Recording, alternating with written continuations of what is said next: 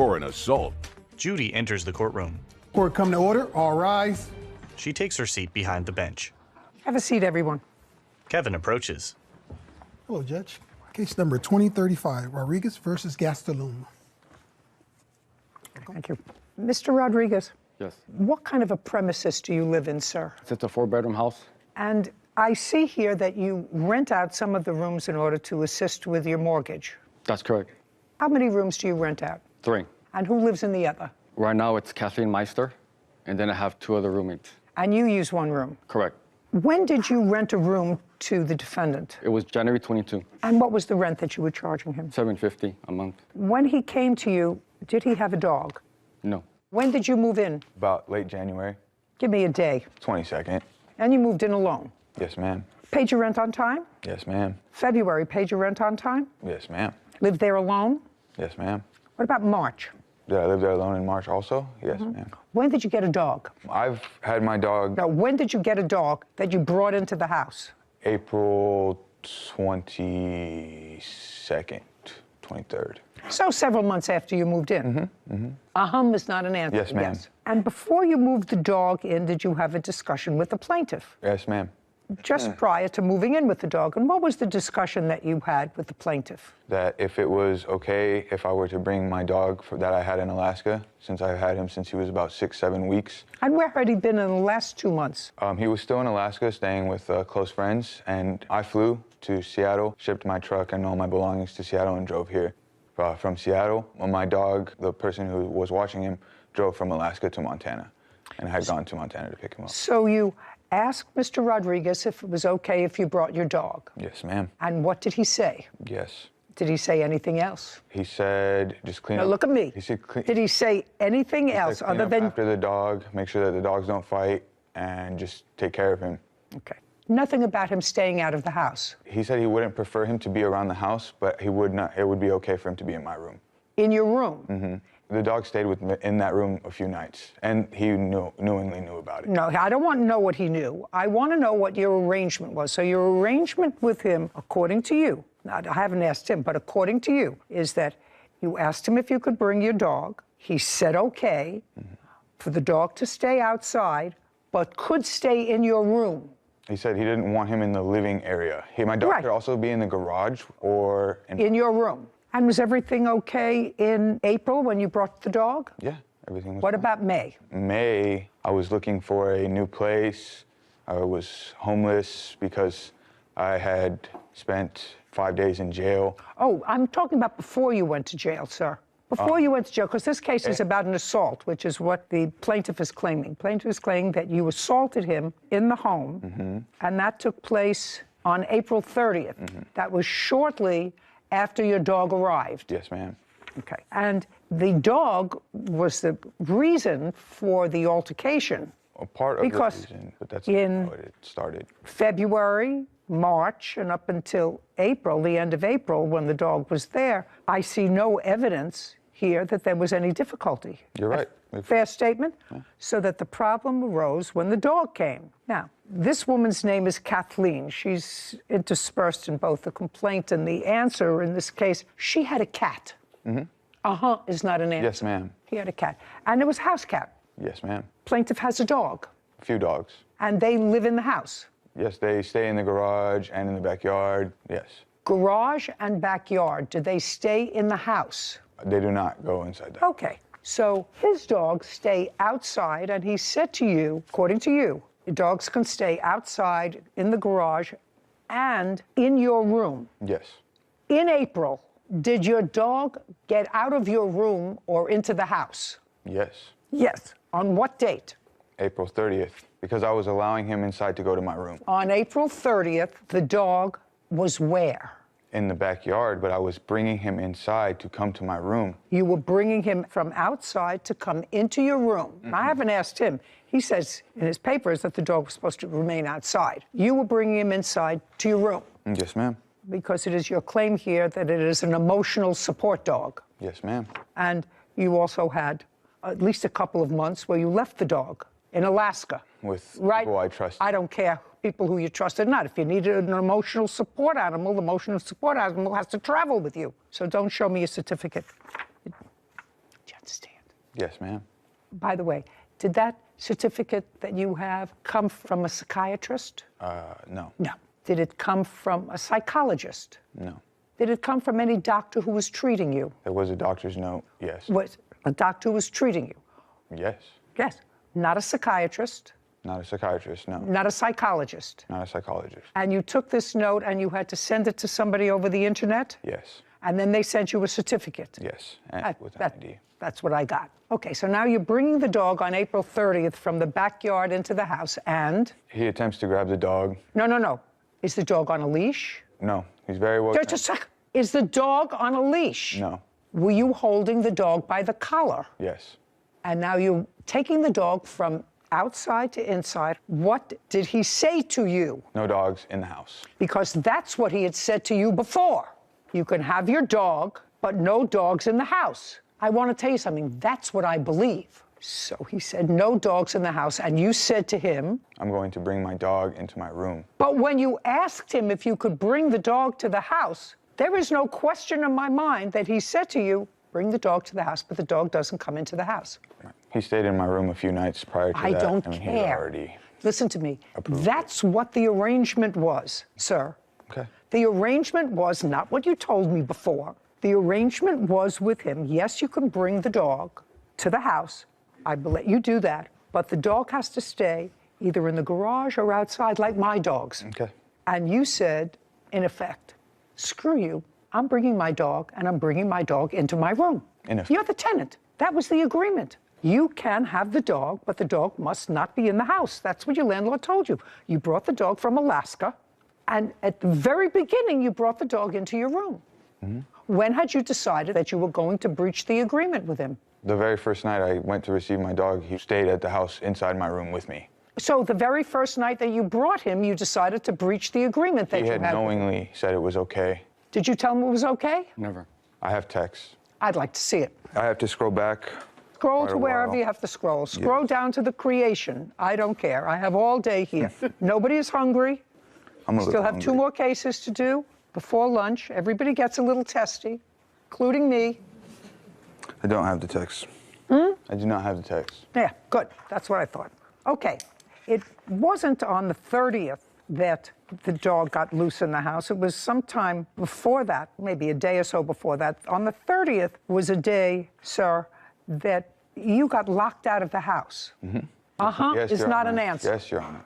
Okay. And what time of the day was it that you got locked out of the house? 2 o'clock after middle afternoon, late afternoon. And according to what I read, you went to the back of the house to let yourself into the house, and you got into an altercation with Kathleen. Absolutely, she shouldn't have put her hands on and slapped you because you were fresh. Because you wouldn't be fresh to me, right? Fresh? Fresh. That's what you say to a child. Fresh. How old are you? 65. How old are you? 25. That's fresh. A courthouse. The Judy Justice logo appears. In the courtroom, Armando and Samuel. Armando Rodriguez claims his former tenant, Samuel Gastelum, is responsible for damages from an assault. Samuel says he was the one assaulted and falsely arrested. Now, you got into an altercation with Kathleen. Not quite, Your Honor. Well, tell me what happened. I had been outside, I went out the garage, and I was playing a time-sensitive game on my Xbox. So I was going back to the room, and I knocked on the garage door. No one answered, knocked on it a few times, pounded. Then I went back around and knocked on the sliding glass door a few times, one of the few times. Finally, Kathleen comes up and answers the door. At that point, I've been out there for about 10 minutes. So I'm upset. I'm like, who locked me out? Who locked the door? She gets completely defensive. She says, it wasn't me, it wasn't me. And I'm like, I'm asking who it was, because Armando and I had discussed. Because you're on a time-sensitive Yes, ma'am. video game. Yes, Your Honor. Yes, Your Honor. So you were on a time-sensitive video game. Something How old are you? 25 years old. Okay, so now you're on a time-sensitive video game and somebody either on purpose or accidentally locked the door, and you think it's Kathleen. No, I did not accuse anyone. I just Okay. asked was who locked me out, because I had been locked out earlier that week. Again, Did you? Earlier by Armando. Just a second. Did you have a key to the house? on my- No. Did you have... I had a front door key, not to the garage door, not to the sliding door. But you had a front door key. Yes, Your Honor, but there's a gate. There's a big fence, and I didn't have a key to the gate that was locked. You couldn't get into the house even with your front door key. Yes, Your Honor. Is that what you're telling me? Yes, Your Honor. Okay. Now, after you had a conversation with her, there was no physicality between the two of you? Not at that moment. But once Armando came around the corner, he's like, it was me who locked you out. So me and him... No, just a second. He said, it was me that locked you out. Did he say he did that on purpose, or was it... It was an accident, is what Did he said. say? Okay, so he said it was me that locked you out. It was an accident. It wasn't the first it's time. not... Yes, Your Honor. That's yes. First, second, I've locked my children out of the house many times, sometimes on purpose, I'm not his sometimes child. by accident. I'm his roommate. It doesn't make any difference. So he said to you, it was an accident. And you said to him... It's happened before. And he said to you... Those were accidents also. Okay, and he said those were accidents also. Yes. And you said to him... I said you need to be more attentive, more aware. If someone had just walked out and left the door unlocked, you should probably go and see if anyone's out there before you turn around and lock the door. And he said? He said he apologized. Okay, so he said, I apologize. Yes. Okay, what's next? Throughout that whole conversation, me and him are arguing Okay, back and but forth. at the end, he said, I'm sorry. He said, I apologize. It's not so clear-cut. It's not Well, you. it's at the end of this back and forth. You should have been more careful. You should look to see who's at the door. You've done it before. I'm sorry. It was an accident. I apologize. Now I haven't apologized. And In next. the middle of that altercation, Kathleen kept butting in. She said, you don't talk to me like that. You don't talk to me like that. I said, I wasn't even talking to you. I'm not talking to you anymore. I'm talking to Armando. I said, mind your own business. She said, oh, you don't tell me what to do. You don't tell me what to do. I said, mind your own business. She said, say that to me one more time. I said, mind your own business. She walks across the hall and she slaps me across the face, and Armando grabs her hand right after she smacks me. And instead of retaliating aggressively or any type of thing, I call the police. Immediately call the police. And while we're waiting there for the police, that's when I get the apology from Armando. That's when he's like, okay, let's make a deal. Let's try to work this out before the police get there. The police get there, they ask me what had happened. And you I told them what had say happened. that this older woman slapped you Yeah, because you were across the fresh. face. Because you were fresh. No, because she she shouldn't. believes She shouldn't she- have put her hands on and slapped you because you were fresh.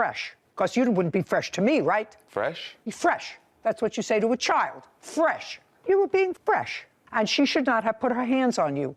Would I have called the police about that? Maybe. Except But I am not let a me, child, wait Your just Honor. a sec. I'm not a child. I'm not related to these people. I just said to you, you were being fresh. How old are you? 65. How old are you? 25. That's fresh. That's fresh, because first you accused her of locking you out. I didn't accuse her. Yeah. Okay. So after she slapped you, the police arrived. They left. She said she slapped you. Yes. You have marks. You have cuts. You have bruises. You have abrasions. No. They left. Well, what did you expect when you called the police for them to arrest her? What did you want them to do, sir? Was What I supposed to did you retaliate? want- How was I what- supposed to retaliate? Was I Just a supposed to second. hit her back? Just a second. No. Okay, then what was I No. supposed to do? I'm not telling you what to do. Okay. I'm just asking you, sir, did you expect them, when you called the police, to arrest Kathleen because she slapped you? No, I expected there to be consequences for her assaulting me. What? So I don't what know what did the you think? consequences So were. what did I don't you know what think those that they consequences are. should do? Whatever they feel was right. Okay. Whatever is justice. Okay. Now let's move on. So now the police are gone, and I go speak to Armando. I asked why he sacrificed his integrity for lying for Kathleen, for saying that she didn't slap him, because he told the police he witnessed no such event. He didn't see nothing, even though he was standing right there, grabbed her hand. Kathleen says she didn't do it.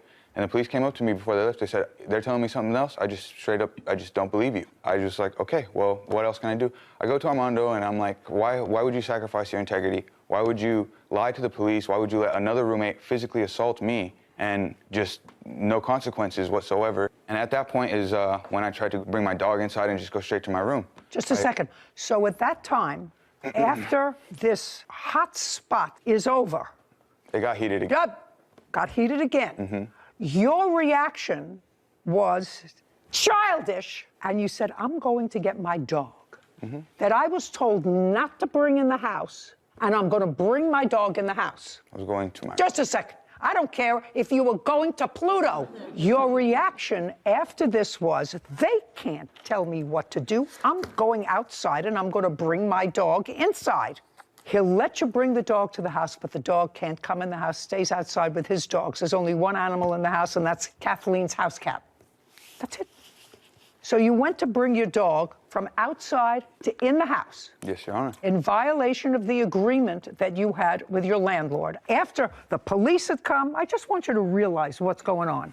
Oh, You know, I just want you to realize that they don't actually keep me here because I'm 5'6" and gorgeous. I understand what happened when you were disappointed that Kathleen had slapped you like a child because you were fresh. And she's not your mother, and she had no right, even your mother doesn't have a right to put their hands on you. Correct. But you got slapped, not injured, no broken jaw, no broken skin. Police didn't see anything because if they did, they would have arrested somebody. And they left. And you were royally miffed. Because you got locked out of the house, for which you apologized, you missed your time-sensitive video game. Now, I'm not sure what that is, because I'm not a 25-year-old idiot that plays video games during the day. Caption coming up. A courthouse. The Judy Justice logo appears. In the courtroom, Armando and Samuel. Armando Rodriguez is accusing his former roommate, Samuel Gastelum, of breaking their rental agreement and assaulting him. Samuel claims he was falsely arrested after Armando lied to the police. Now, several things that happened that day, right? You got locked out and you were playing a time-sensitive video game. Yes, Your Honor.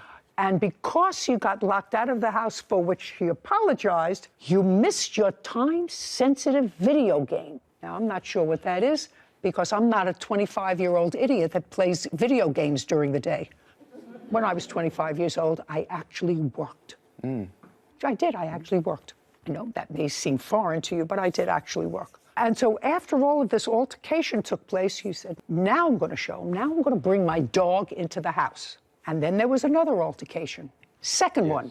Yes. That's the one we're talking about. By the way, maybe I'm being terribly unkind to you, sir. How do you support yourself? I work. For whom? Pretty foreign, I know. For whom? I'm a cultivator. You work 5 days a week? Yes, Your Honor. And in my free time, What do you I like to cultivate? play video What do you games. what do you cultivate? Marijuana, cannabis. How long have you worked for them? Since March, so about 5 months. Prior to that, you were in Alaska. Prior to January, I was in Alaska. Before March, before getting the job at the cultivation facility for cannabis, I was helping my uncles do concrete. So working isn't very foreign to me, as you might see. Prior to March, you were working with your uncles in concrete. Yes, Where? Your Honor. In Victorville, in California. You were working. You were working for your uncle prior to March, getting a job as a cultivator. And what I want to know is, how long had you been separated from your emotional support dog? I spent 4 months away from him, and those 4 months were from January to April. For finding a January, job. February, March, April. And what were you doing in Alaska? I was born and raised in Alaska. Alaska is not a born, that's not a job, sir. What were you doing in Alaska? I was, for the last 6 months of my time in Alaska, I was a bud tender. Okay, tell me what happened after the dog incident. Well, the dog comes in. He says that he's not going to follow house rules anymore. He says as of right now, he's going to do what he wants to do. So he just gets the dog from the backyard and he comes inside the house. And I feel that it's my responsibility to enforce the house rules. So I physically grab his dog and I move the dog from inside the house to the backyard. That happens once. He gets the dog and then he physically puts him back in the house. Where in the house? This is, you could say, the kitchen area. So now I basically attempt to repeat what I did the first time. So I physically grab the dog a second time and I'm now physically taking him out, at which point he gets from behind me and he puts me into a chokehold and I black out. I come to, I look for my phone, I find my phone, dial 911, police show up like in maybe 2 or 3 minutes and I'm still trying to get. And that's the assault that you are referring to Yes, ma'am. today. Did the EMS check you out? I was taken to the hospital. May I see the report? Yeah, I got a report and then I have He produces a document. the bills associated with Okay. with. Was Kathleen a witness to this? She saw. No, like- don't tell me what she saw. Was she a witness to any part of that? Yeah, The yes or a no? yeah. Okay. Would you step up, please? Kathleen stands at Armando's side. Tell me at what point you came in on this altercation. When they were arguing about the dog. The first time or the second time? Or you don't know whether.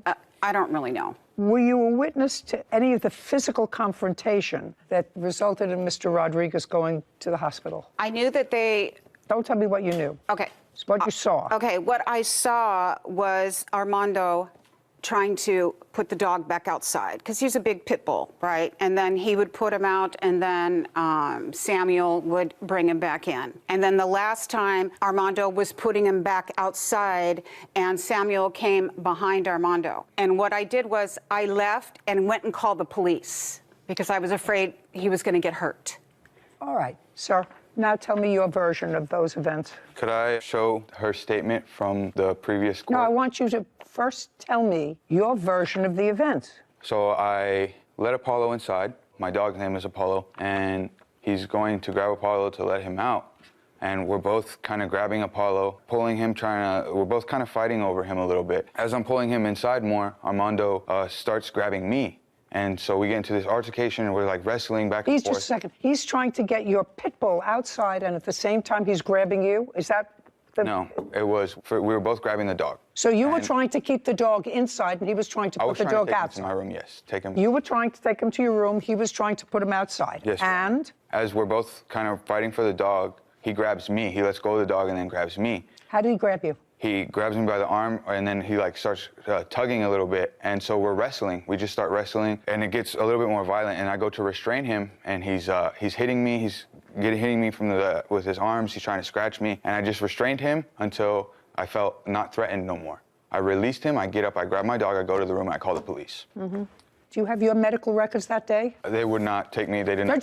They would not take you. Do you have your medical records for that day? I have my arrest report that says apparently they didn't. May I see the arrest report, please? They refused to take pictures. Don't tell me what they didn't do. I can read. Kevin takes the document from Samuel, then brings it to Judy. Do you have medical insurance, sir? No. None. Okay, so you had an emergency room CT scan that was $8,640.62. The other bill for that day was for radiology, which was $518. This is the emergency room, which was $1,109. Okay, well, that takes us over this court's limit jurisdictionally. Now, you, sir, subsequently had a hearing with regard to this case. Is that correct? Yes. Did you testify, sir? Yes, Your Honor. Did you testify, sir? I did. At the end of that hearing, was there a restraining order granted or not? It was granted. For how long? Do you have a copy of that? I have a copy. It was a year. So a judge, like me, probably not as good looking, after hearing, so I don't have to hear it, all of the evidence, the judge found that there was more evidence than not that you assaulted the plaintiff and granted the plaintiff an order of protection for 1 year. After that happened, you were still in the house. After the assault or after the hearing? After the assault. After the assault, I was arrested and then you taken to came jail back for to the 5 house. days. Yes, Your Honor. That's what I asked. You were still in the house, but Yeah. you're no longer in the house. No. Judgment for the plaintiff in the amount of $10,000. We're finished here. Thank you. This court is adjourned.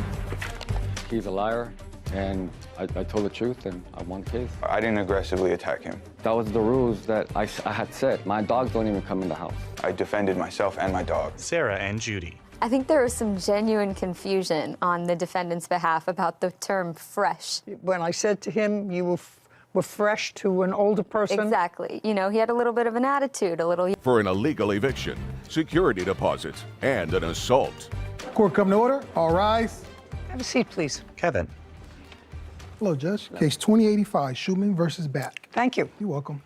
Mr. Schumann, Yes, Your Honor. I assume this is your wife? My girlfriend Girlfriend. and my son, Blake. And your girlfriend is here just for moral support. She wasn't living with you in the house. She wasn't living with me, no, but she was Sit down. I was a witness. Sit. a part of it. Sit down. Big part of it. She was not living at the house. No. Good. Just you and your son. Yes. And you were tenants of Mr. and Mrs. Back for how long? I think it was 6 years. Starting when? When did I sign the lease? August 2016. Don't help him. Okay. Yeah. Yeah, 8/1/16. And which unit do you rent? Because they also live in the house. Yeah, it's 3 floors. I have the middle, and the top is just a little loft. Comes with a little loft. And did you move in there with your son? No, in the beginning, no. He wasn't with me. Was it just you? It was just me. And when did he move in? Probably 2 years later. 2018. Yeah. How old is he? He's 15. Now, in 2016, everything going well with your landlord? Yeah. Same landlord. Yes. What about 2017? Everything's good. Everything's going fine. 18 must have been going fine because you brought your son in to live with you. We did have a few incidences that I had to call the police then. Okay, so in 2018, you had to call the police. Yes. When in 2018? First time Mrs. Back came and she had a problem with Blake. She said he walked too hard upstairs. Okay. Now, before Blake came with you, with whom was he living? With his mother. How long was he living with his mother? Since he, Since he was born? Yeah, since birth. And did you visit with him before he came to live with you? Yeah, I had him every other weekend and Tuesdays and Thursdays. So something must have happened in 2018 because he's 15 years old, he's in high school. You want to tell me the reason? Angela, I want you to bear in mind, this is my business. Yeah. You want to tell me why your son came to live with you? And if you just want to say to me he and his mother weren't getting along, I will accept that. No, that's not why. She wanted to move to Florida, and she said I could have Blake. Interesting. Okay, so the first time you started to have trouble was when your son came and Mrs. Back said that he was walking too loud, making too much noise upstairs. Yeah. And how did she communicate that with you? Well, Mr. Back was really the one who had the problem. At night, because Blake would go from his bedroom to the bathroom, and he walked too loud. That was it. So what did you do? Well, that was that. I want to know why you called the police. Well, why you called the police was because finally, this was the following year when she... No, just a second. So that was it. In 2018, they told you that your son was walking too heavy. Yeah. In the middle of the night, going from his room to the bathroom. Yeah. Okay, but that didn't require a call to the police. So I'm waiting. Well, This is not a well. You call the police. confront I want to me. tell you something. I've been a tenant for most of my life. I've never called the police on the landlord. So this is not an answer that starts with well. When was the first time you called the police regarding Mr. and Mrs. Back, and for what reason? she illegally entered my apartment. She used her key to come into my house. Okay, don't speak. I told you not to speak. Okay, I'm sorry. When did she use a key to come into your apartment? What time of the day? No, It was during the month? day, and, Month? I don't remember. I mean, I have the police report. Oh, I'd like to see it. Yeah. Well, that will tell me.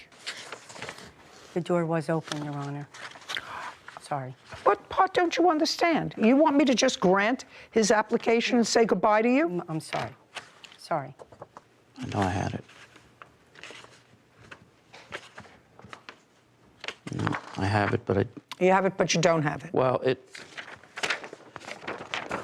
Okay, so that was sometime, according to you, in 2018/19, she entered your apartment without your permission using a key. yes. And as a result of that, what happened? Well, the officer It's came. not a well. Yep, the officer So came. she came in and you found out that she had been in your apartment. How did you... Yeah, I was how upstairs. did- I was in the apartment and she came in. Oh, she used her key Yeah, and came in and you were there. yes. Tell me about that incident. So she came After in... she confronted Blake, then I went upstairs. Just a second. She confronted Blake and you went upstairs. Upstairs from where? From downstairs. So you were- We were coming home. She came running down the block, saw that we were home, and started telling Blake that he walks too loud. You're walking too loud. You're walking too loud. Just a second. She's in the street. She was coming. She saw us and she's coming You back. said you were outside. You were outside. First you tell me, if I'm not mistaken, Whitney, he said he was in the apartment when she came in. Is that correct? Yes. Okay. First you told me you were in the apartment. That's not accurate. This happened outside. Yeah. Yeah. So it happened outside and she was yelling at your son that he was walking too loud. Yeah. Yeah, not yeah, yes. Yes. Okay. And now she's outside coming from the beach. She's telling him, you're coming inside, keep going. Then we went inside. I said, okay. Just a then- second. I said, okay, I'll tell him to walk a little softer, levitate a little bit. And we went inside and I got onto the phone talking to somebody. I guess she heard me talking and she opened her key and came up the stairs and started yelling. I Okay. wasn't yelling at Blake. I wasn't doing this to Blake. I wasn't doing that to Blake. All right, next. Next.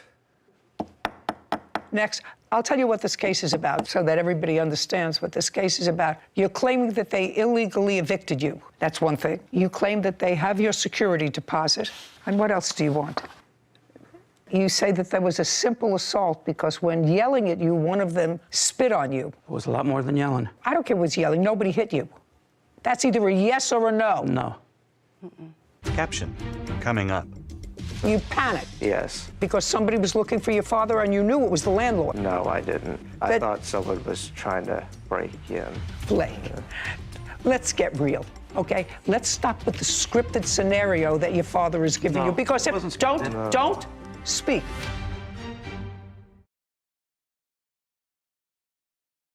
A courthouse.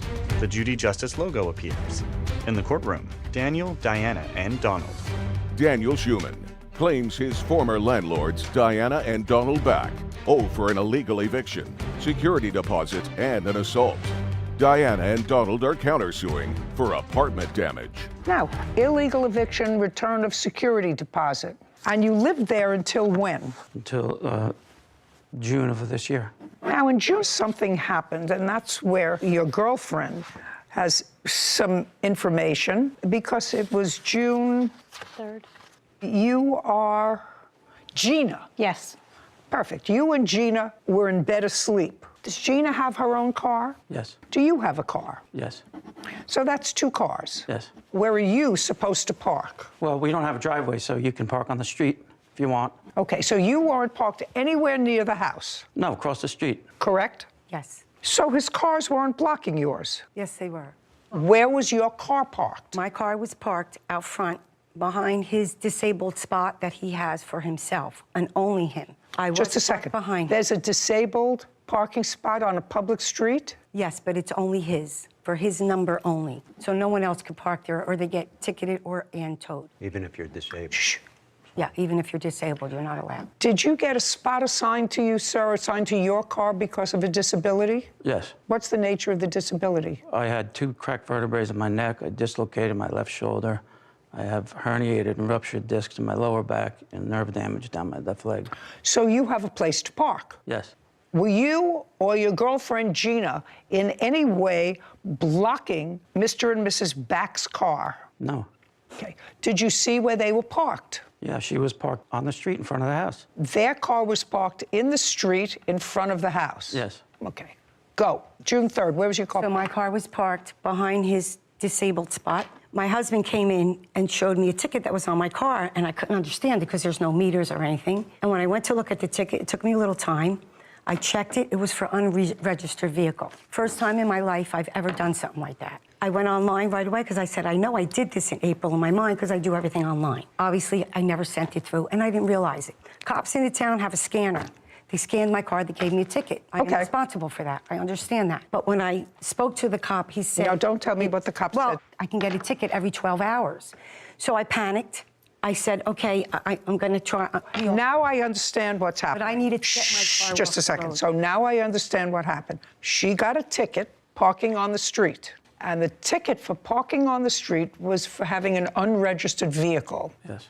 Your car was not parked in your designated handicapped spot. Instead, you and Gina were parked in the street. Yes. So she came to you to ask you to take your car and put it in your handicapped spot so that she could park in the driveway. No. Well, we just asked for, just needed one of them. Can you see Just a look second. at this picture? Just a second. And then you'll understand what I mean. You asked one of them to move their car? I tried to just get in touch with both of them at this, just get their attention. You said, Miss Back, no to me very fast. I want you to listen to what I ask them said. to go in. There's 6 parking spots on this lot. So I didn't need him to go in his spot, is what I'm trying to say. It doesn't I matter. just needed him You need to for me move? get through. He could have stayed there the whole night if he wanted to. Okay. And what time was this? My husband walked in about 20 to 9. I started to look it up, thinking that something was wrong. By the time I figured that out, then I knocked on the door. Just a second. No Give me a answer. time that you went to his door to knock at the door. I started knocking on the door about 9 o'clock, a little bit after, maybe 9 o'clock. And then I proceeded to text, and I proceeded to call. Okay. Now, prior to that, Mr. Schumann, prior to that date, at about 9 o'clock, when was the time immediately prior that you called the police about the behavior or a complaint about Mr. and Mrs. That was Back? after. Shh. Okay. What don't you understand? When I called the police, it was probably about 9:45. No, prior to that night, when she wanted you to move your car, When was the time immediately preceding that you called the police about any conduct of Mr. and Mrs. Back? Yeah, I don't remember the date. Give me the month and year. Oh, wow. It was... So far, we have maybe 2018. Maybe 2020. So that was the second time that you've called the police? Yeah. I'm sorry. You keep saying that. Okay. 2020. What was that about? What that was about was she was downstairs with her friends. They were smoking so much marijuana that we couldn't breathe on the second and third floor. And Mrs. Zanino called her and said, you guys gotta knock it off. You gotta stop. We can't breathe up here. Had to open the windows, had to turn on fans, and I had Blake there.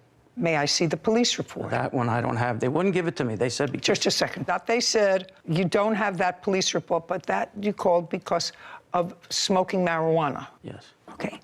And that was the time immediately preceding the call at 9:45 in June of 2022. Yes. There were no calls in between. No. Is that correct? One after, but not before. One after. 2 days later. 2 days after The altercation. Yeah. After the altercation. Okay. So now, according to you, you and Gina are in bed, sound asleep at 9 o'clock. Yeah. Where is your son? He's downstairs on the second floor. That's where his bedroom is. Okay. But downstairs, when you want to get in, do you get in from the second floor or the third? Come in the house, you got to come in from the first floor. And then... Walk up a flight of Yeah. stairs. So you have to pass where your son is. Your son is on the second floor. Oh, yeah. If I'm going up to the loft, the bedroom door is right there. Yeah. Okay. What's your son's first name? Blake. Blake, stand up. Move over next to your father. Blake rises. You're 15 years old? Yes. 15-year-olds don't go to sleep at 9 o'clock at night. June 3rd, 2022. Where were you? I was in the bathroom. You were in the bathroom? Yes. All night? No, not all night. Well, when were you in the bathroom? Around 9:30. When did you hear banging on the door? It was around that time. It was around 9:30? Yes. What did you do? Well, I didn't know what was going on. No, you heard banging at the door? Yes. Did somebody say something? Well... Not well. Look at me. All you have to do is remember this. Don't speak, Mr. Schumann. Don't speak to him. No, he's nervous. Don't speak to him. He won't have to be nervous if he tells the truth. So you see, you just have to cool it. Do you understand? Yes, Your Honor. Perfect. Caption coming up. There are people who call the police on you all the time. You're going to get down on the ground, kiss the ground, and say, thank God for they're not in my house anymore. Do you understand? Kind of. He's happy. What do you mean, kind of? Well, what do you I mean, wasn't kind ready for the change at the time. Oh, you sound time. ridiculous.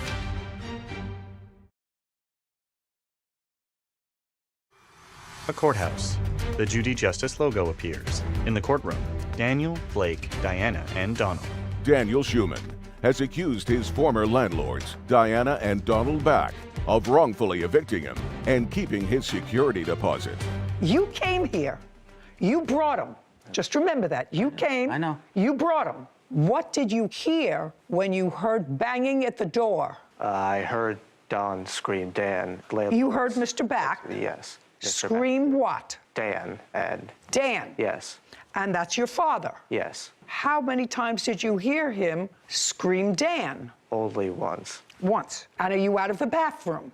Well, I did... That's not an Sorry. Are you out of the bathroom or still in the bathroom? I'm still in the bathroom. Okay, so you're still in the bathroom. Yes. Was the door open or closed? Closed. Closed. So behind a closed door in the bathroom, you heard Dan from the floor below. Yes. Dan. Now, what did you hear after that? Is not an answer. What did you hear after that? Dan. Now, you knew somebody was looking for your father. Oh, well, I panicked, sort of. You panicked? Yes. Because somebody was looking for your father and you knew it was the landlord? Yeah. You knew it was the landlord? No, I didn't. You just told me that... I thought someone was trying to break in. Your Honor, You mean, just a second. Blake, let's get real, okay? Let's stop with the scripted scenario that your father is giving No, you. Because it if, wasn't scripted. don't speak. Because at 9 o'clock at night, if somebody is banging at the door and calling your father's name, then it doesn't sound like a break-in to me. If somebody's banging at my door and somebody is yelling out, Nana, Nana, I know they're not trying to break into my house. It wasn't. Do you banging at understand? the door. Do you understand? It was the whole house was shaking. Okay. The entire okay, house. Mr. Schumann, I'm not speaking to you. Do you understand? You brought this ridiculous lawsuit. You brought this ridiculous The lawsuit. truth has to be told. I can't tell Just the a truth. second. Because they're lying. Mr. Schuman, No, you're lying. You're lying. Mr. Schuman, you brought this ridiculous lawsuit, except for one thing. I'm finished with you. Sit down. Blake sits. Your Honor, I wasn't even the one who called the cops at first. Just a second. The neighbor across the street called first because, Mr. Schuman, you have a police report? yeah. Then I'd like to see where the neighbor across the street called the police. Yeah, that says it in Just a there. second. I'd like to see it. He also called. Shh. Okay. Yeah, when I called, they said someone else has already called. Give this back. Give this back. They don't understand not to talk. All right. I'm about finished with you. You moved out? Yes, I was illegally Great. evicted. Great. It's a great thing that you I was moved told out. to get It's a out. great thing that you moved out because you don't want to be with such bad landlords who yell and scream in the middle of the night, who smoke marijuana around your 15-year-old son who would never think of doing that, right? Right? Yes. Yes, of course. And so it's a good thing that you found someplace else to go. Well, it is a good thing. It's a very, very good The amount thing. of stress that's off me now. Perfect. Then it's what we call a mitzvah that you moved out, okay? The only thing that I'm entertaining on either side is, on your side, the return of your security deposit. Do you understand? Yes. How much was your security deposit? $1,750. When you left, did you get any of your security deposit back? No. What date did you leave? It was the last day of June. So it was June 30th, and you paid June's rent. Yes. So now you're going to have to explain to me, Mr. and Mrs. Back, and I think I'm going to go to Mrs. Back, why you kept their security deposit. Well, Your Honor, he signed a lease when he Just first moved in. to tell me why you kept their security Because deposit. he was asked to give me 60 days notice, written 60 days notice. Forget it. There are people who call the police on you all the time. You're going to get down on the ground, kiss the ground, and say, thank God for they're not in my house anymore. Do you understand? Do you understand? Kind of. He's happy. What do you mean, kind of? Well, what do you I mean, wasn't kind ready for the change at the time. That's why I always ask for 60 days notice. Oh, you Because sound I need time. ridiculous. You sound ridiculous. I'm sorry. You sound ridiculous. Do you understand why she sounds ridiculous? You had very, very bad experience with your tenants. Police were called. I don't know. I've lived in places all my life. Police were never called on me as a tenant. I never called police on a landlord. Out there in the near audience, I want to know how many of you ever called the police about your landlord. Raise your hand. I just want some idea. Raise your hand. Don't tell me the truth. Okay, good. Now, how many ever called the police on a tenant? Look at all this. How many times? Twice. Great. Landlord or tenant? On a tenant. You called about a tenant? Yes. About a disruptive tenant? Yes. So, with the exception of Kevin, who is a businessman, entrepreneur when he's not here, taking care of my business here, and he called the police twice because of a tenant. Nobody else has ever called the police, so you should say, thank you, Lord, for getting rid of these tenants who called the police and not give me baloney about a 60-day notice.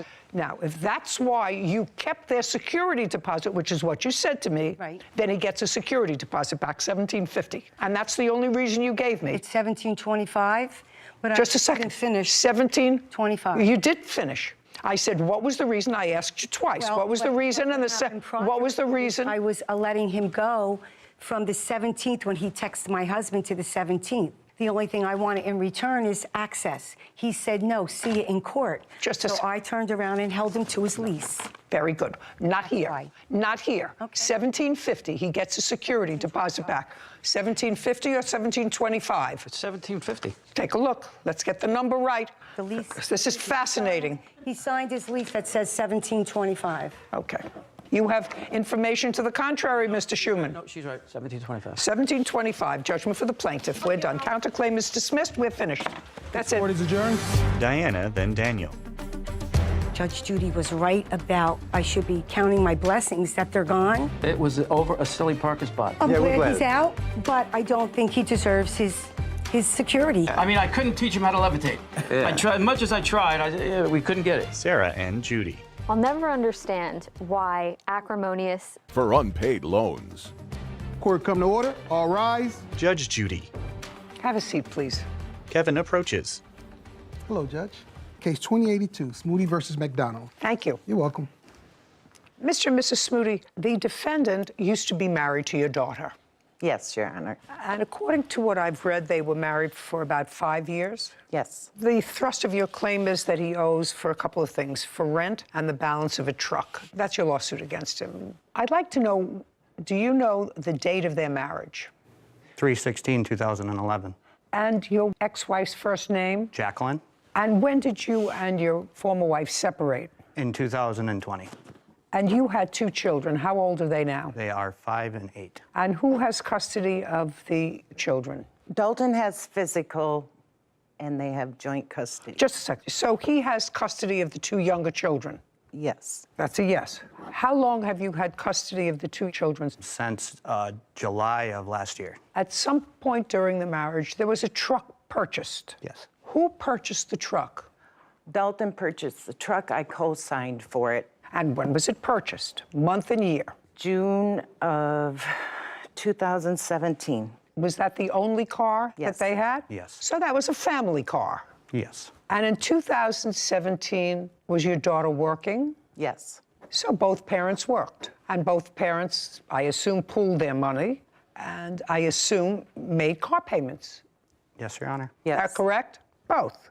And then they separated in 2020, and at that time, the children came to live with you. Correct. And you took the truck Yes. by agreement with your now ex-wife. Yes. In 2020, who made the car payments? My husband did. Is that correct? Yes. I made all of the car payments on that vehicle, all of them, from the time it was purchased until we paid it off. Okay, so what you're telling me is from 2017, you made all the car payments. That's correct. Did your daughter and son-in-law make any of those payments? Not directly, but they paid toward the balance of the money that they were. You paid for the truck That's correct. since 2017, since they correct. were married, Yes. with no reimbursement. I took payments out of my daughter's check. Just be very, very careful with me, sir. Yeah. I want you to be very careful with me. I read that, what we call in Yiddish, Bubameises in here, that you took money out of your daughter's check. Bubameises, it means grandma's tale. It means it's not true. It means it doesn't sound right to me. I read it in here. Don't try to repeat it here because that won't be good for you. Okay, I'm going to believe you if you show me copies of her checks that you made to her with withdrawals from money she owed you. That's all I want to see. Do you have that? I do not. Not, of course not. Now, he has the truck, and this was clearly either a gift or a marital debt. Either one of those 2 things. It's either a gift or a marital debt. It was a family car that was used by your daughter, her husband, the grandchildren, with, according to you, no reimbursement, according to you, except this ridiculous reimbursement from your daughter's check, which I don't believe, so I'm not even going into it, with no reimbursement 2017, 2018, 2019, 2020. And when your daughter and the defendant separated in 2020, according to him and according to you, he took the truck and the children. And that was with her consent or not? Yes, it was. With her consent. Is that so far right? That's what you're telling me. It's accurate. Right. Did you intervene in the divorce proceeding and say that there is money owed, marital debt owed, and part of the marital debt is this loan on the truck? No. No, no. The answer is no, you did not. It would also be fair to say that you don't know how much, according to you, she paid for the truck. I do, Your Honor. I have Well- that ledger that I have. I would go to her each week and say, Jacqueline, how much can I take toward the loan? And that's how much I would take off each week. All you have to do, sir, is show me.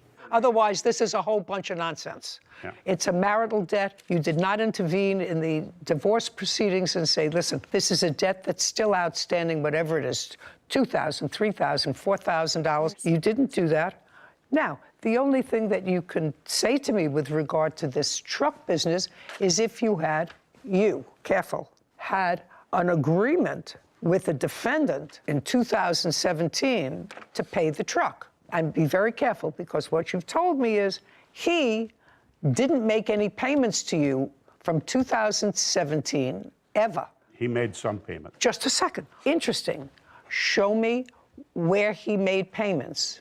Did you give him a receipt for payments? No, this is a small town, and It's not a small town. It's Well, a family, sir. It's not I a small. do have the ledger. I'm not interested in a ledger you created. It's self-serving and therefore inadmissible and created for the purpose solely of this litigation and not created at the same time that the event took place. I might even cut you a little slack if you had a ledger, a book with entries in it at different times from 2017 in different ink with a day, how much was paid back, how much was paid back on the loan. I guarantee you do not have that. You have a very nice piece of white paper that you created for me. Is that correct? That is correct. That is accurate. Okay, so I'm not interested in your ledger. That's not a ledger. That's a document prepared for the purposes of litigation. So I want you to tell me what conversation you had and when with Mr. McDonald about paying for the truck. Caption, coming up. They bought this boat from you. Accurate. And how much did you sell it to them for? $2,500. Did they pay you for it? No, part of that was put on the ledger, and part of it was cash. You know I'm not buying your whole story.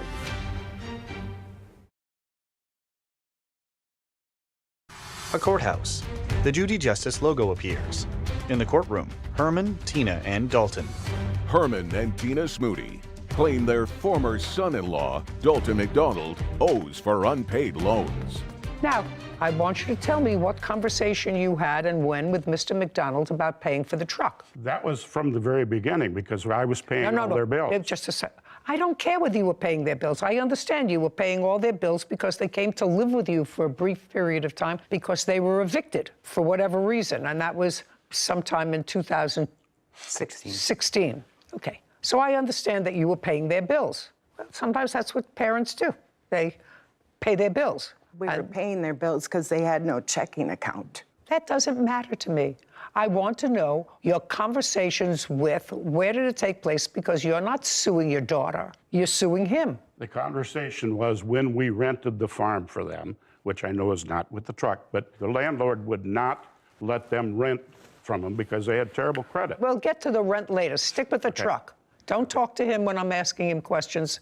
Well, the truck was the same thing. We put that on the ledger then, or on the running total, and they agreed. They both agreed that they were going to pay us off. Okay. He came over on Labor Day weekend, and I showed him the ledger, which he saw all the time. No. Don't tell me what he saw. Don't tell me what he saw. If what you're saying is you showed him the ledger when he came over with the boys, yes, and he was going back to Minnesota. Right. And he brought the boys to see you to say goodbye? Correct. Okay, so far, it's very nice. You have a reasonable relationship with him, and certainly your daughter was clearly overwhelmed because courts do not usually split up children, so they must have felt that the children's best interest would be served if they remained with their father. Clearly what happened, the father came over to you to let you say goodbye to the children, and when he came over to let you say goodbye to the children, let me understand what you're saying to me. What you said to him was, not thank you for taking over this responsibility. Your daughter had more children than she could take care of, physically or financially, right? Clearly. Yes.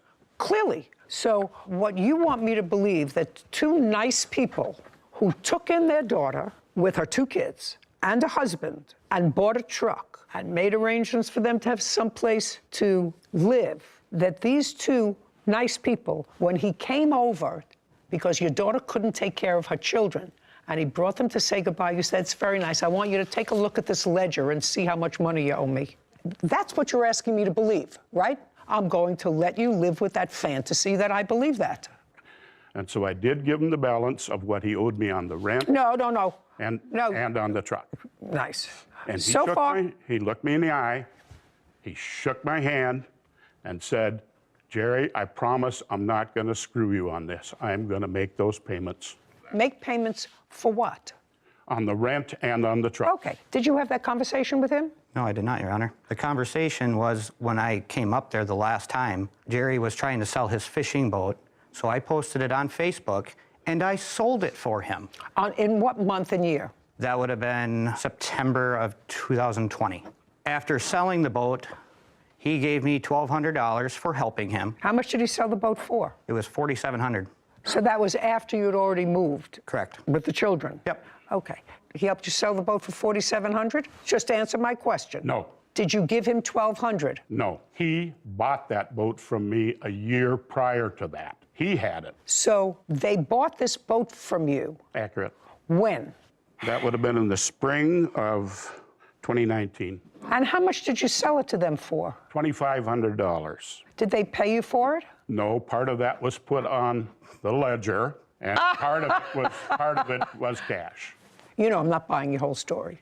I'm not buying your whole story sorry, because what Your if... Honor, I'm telling you the honest-to-God truth. No, I don't think so. I don't think that I would have sold people who had no credit, who couldn't buy themselves a truck, so you had to co-sign for the only means of transportation that they had, who couldn't pay for their rent, who couldn't pay their bills because of their bad credit. I don't believe this whole scenario about selling them a leisure boat for $2,500. Is mind-boggling that you would think that an intelligent person like me would accept that. Okay, forget the truck. You have the truck now. Yes. Okay. You haven't finished your story with me, so you sold the boat, and he gave you $1,200. Correct. I gave him the $1,200 back, which made us even on the truck payment, and he gave me the title. Tina signed it, and then I brought it back to Minnesota and put it in my name. Okay. Who signed it? Tina signed it. My name was on it as well. Your name? Yes. As joint owners with him? Yep. Co-signer. Oh, interesting. In what month did Mrs. Smoody? Yes. Sign over the car to you? The same day that I gave Jerry the $1,200, that would have been in September. Now, do you remember the $1,200? No, it was $1,000 that he paid toward the loan when I sold the boat for him. Okay. And it was his boat that I sold for him. Okay. You did not create this as a marital debt. It absolutely was a marital debt. So I'm dismissing that portion of your claim that deals with the truck. Now, let's deal with the rent. The rent that you're talking about was rent in what property? The farmhouse that they rented. From when to when? 2016, November 2020. And over the years that they lived there as a couple. Yes. The rent was paid to a landlord. Correct. By you. Yes. Is that right? Correct. And they, your daughter and her husband, would give you cash, checks, or whatever to cover the rent. Yep. Yes. And how much did they give you to cover the rent? When we started out, rent was $800, and later on he raised it to $900. We never made it a set amount each week. They gave us what they could. And we've done this before in the past, and they've always paid us back. Well, then you should have sued them and listed all of this as a marital debt in the process of their divorce. So it could all have been... We're handling Jacqueline in another way. You what? We're handling Jacqueline alone.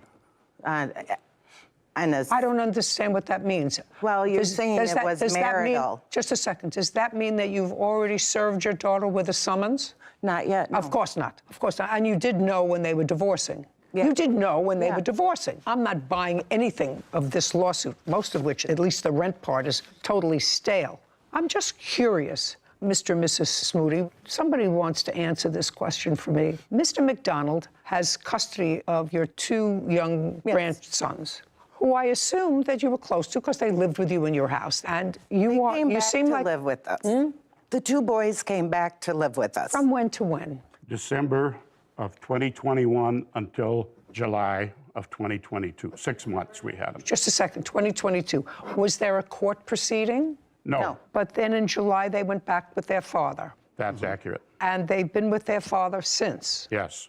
Okay, so the boys lived with you for 6, 7 months. Right. Was that an acrimonious transfer? Caption coming up.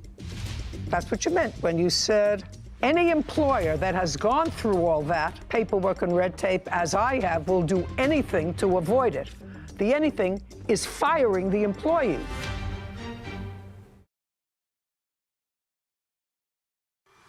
A courthouse. The Judy Justice logo appears. In the courtroom, Herman, Tina, and Dalton.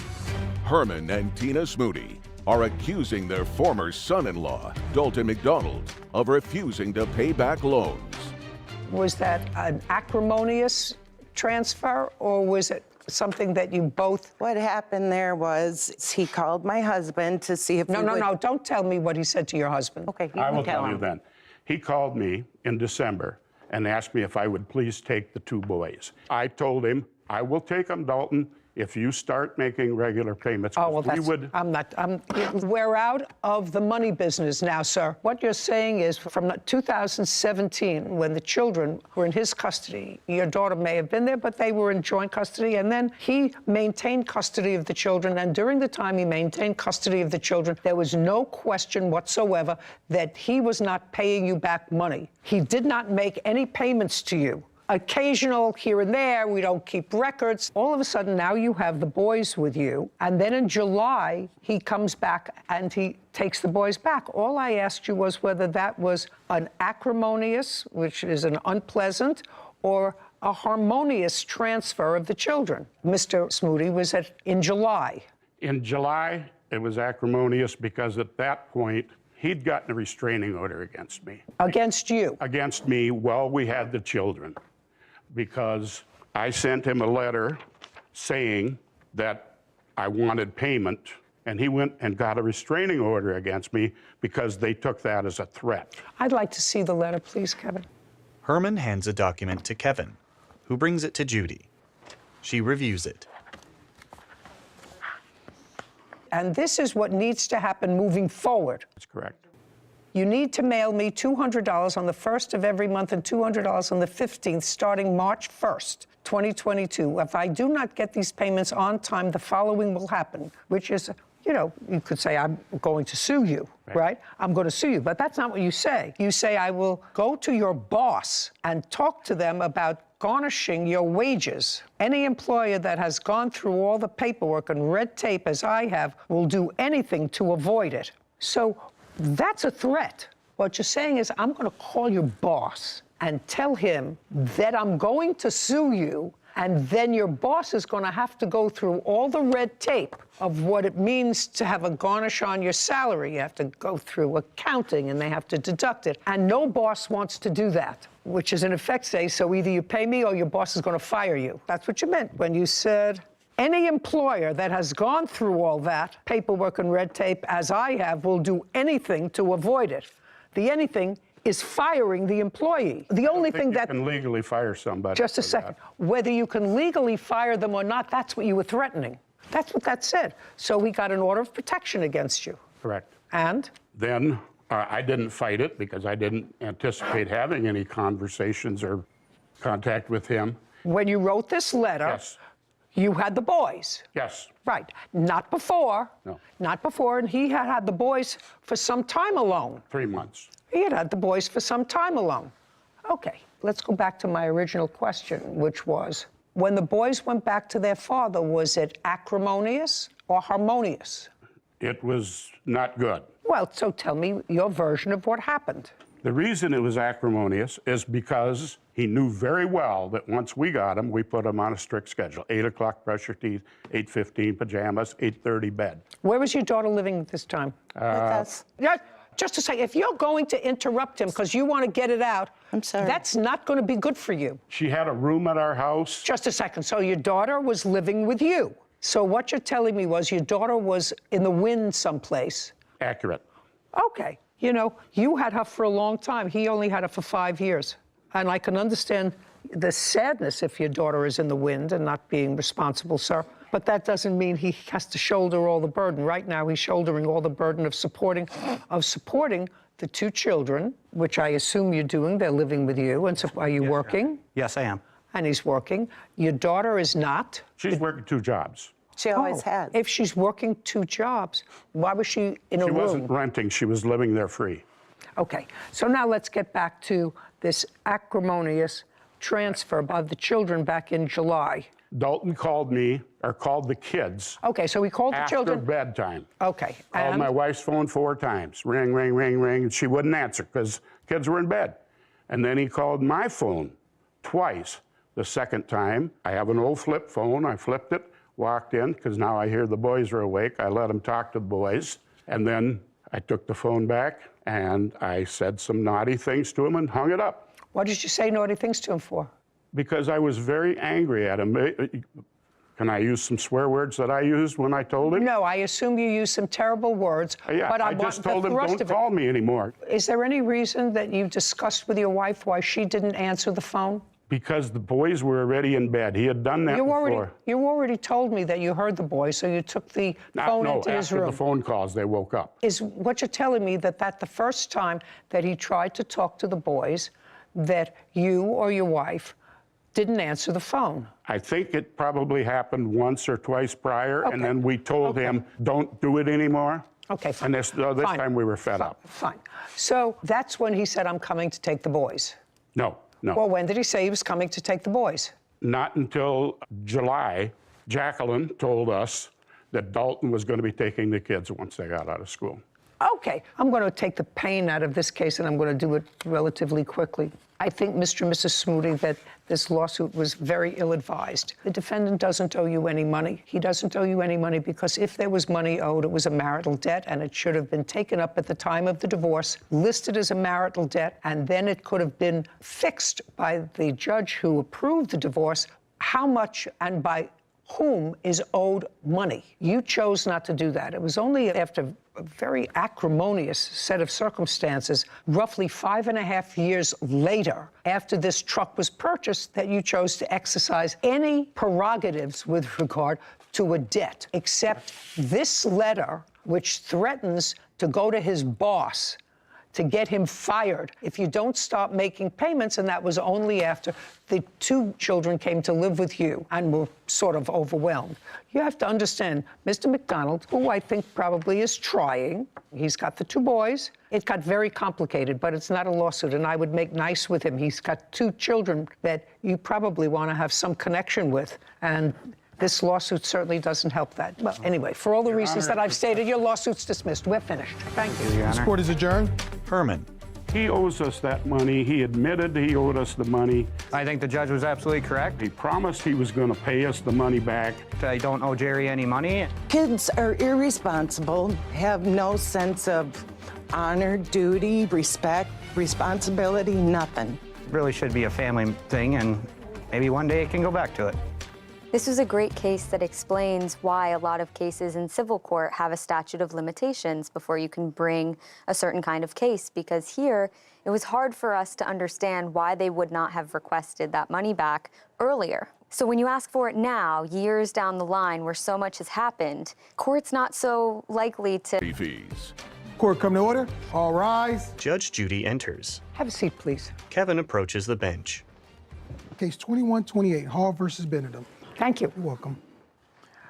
Mr. Hall, you and the defendant are neighbors, Yes, ma'am. and your houses are right next to each other. Hers is on the corner, mine is Right next to her. Yes. Got it. What your complaint is that I see where those 2, the truck and the vehicle behind it. The trailer, yes, ma'am. The trailer. The property to the left of that is your house.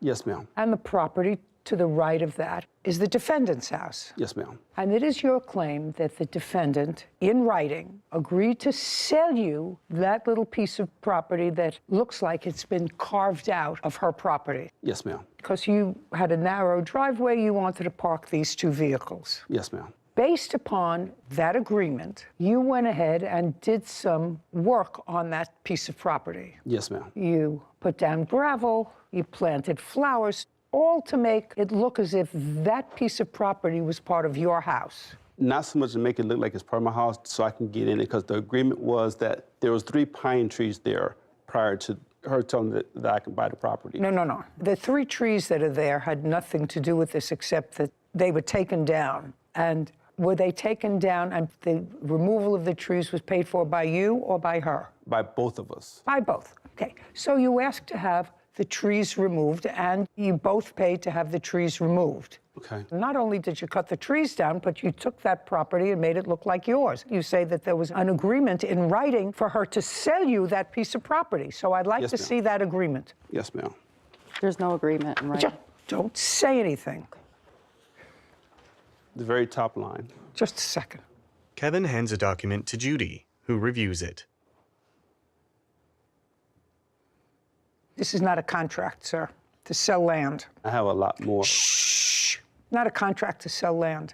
I see what she says to you. I am agreeing to sell you the property you are currently parked on for $1,000 plus costs. Let's get this in motion ASAP. And then she doesn't hear from you, and that's the 18th of May. And then she writes you again a little bit later, and she says her offer will expire at the end of today's business day, 5/19. And on 5/19, at 10 o'clock at night, you write to her, "Hey, Stacy, I've started working on things this morning. I have already been to the city of Akron, and once they are done and I get a surveyor and so on, I will keep you updated if that's okay. Last, everything is time sensitive, and I'm working as fast as I can to get the approvals. Just now seeing your texts." Right. Okay, The so next that's day. what you're relying on as a contract to purchase property. Well, the fact that she said that she would sell it to me, and I started all the motion like she said to do. I started all the motions, got the surveyor done, got the deeds done, I got everything done. All right, that was 5/19/2021. So show me what you did based on this and what you spent based on your belief that she had agreed to sell you the property and you had an agreement for sale, which is like a contract to sale of property. Most people know that when you sell a piece of property, you get a survey, you put it in the contract, you have a contract when the property is going to be transferred. That property would have to be surveyed because clearly you're carving a piece of property out of her property. I want to see what you did and what you spent, because if you spent money based on this, I may consider that as part of your lawsuit, because then it turned out she didn't want to sell you the property. By the way, I wouldn't sell them the property either. It makes your property look ridiculous. It does. We never agreed to sell the property. Okay. Did you write, "I am agreeing to sell you the property you are currently parked on for $1,000 plus costs"? Yes, I never agreed to sell the property until I told him he was no longer allowed to park there. It was never discussed. What is this? Depending on the stipulation that my mortgage company requires, which is an appraisal, they had to approve the selling of the property. All I'm interested in is this one line.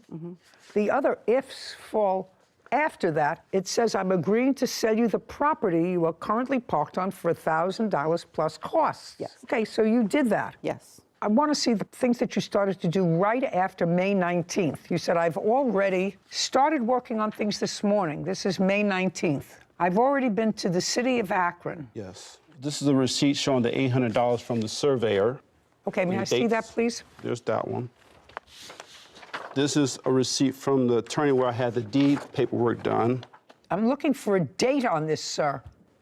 I'm looking for dates Here's on another- these you can things. look at this one too. Okay, June 15th. What is this? That's actually when I paid to have the 3 deeds made up. That's the $450 that I had to pay to the attorney for him to make the 3 deeds up. And everything Stacey had to do was sign them. And that was June 15th. That was not quite a month later. Right. I started the next day. Okay. And this is so far what you spent in reliance on her statement that I'll sell you the property for $1,000. This is a breakdown that I have, that I wrote down, that you can show her that, of everything, the timeline and... Now, I don't need a breakdown of the timeline, sir. I need the bills for this, not what you wrote. Okay. I need the bills for 6 tons of gravel. That was in July. Here's one receipt right here. There you go. Julian produces documents. Did he ever give you $1,000? He never paid me. Caption coming up. I'm a common sense person and a property owner. It was overreaching to think that you could buy a piece of that land for $1,000. Overreaching.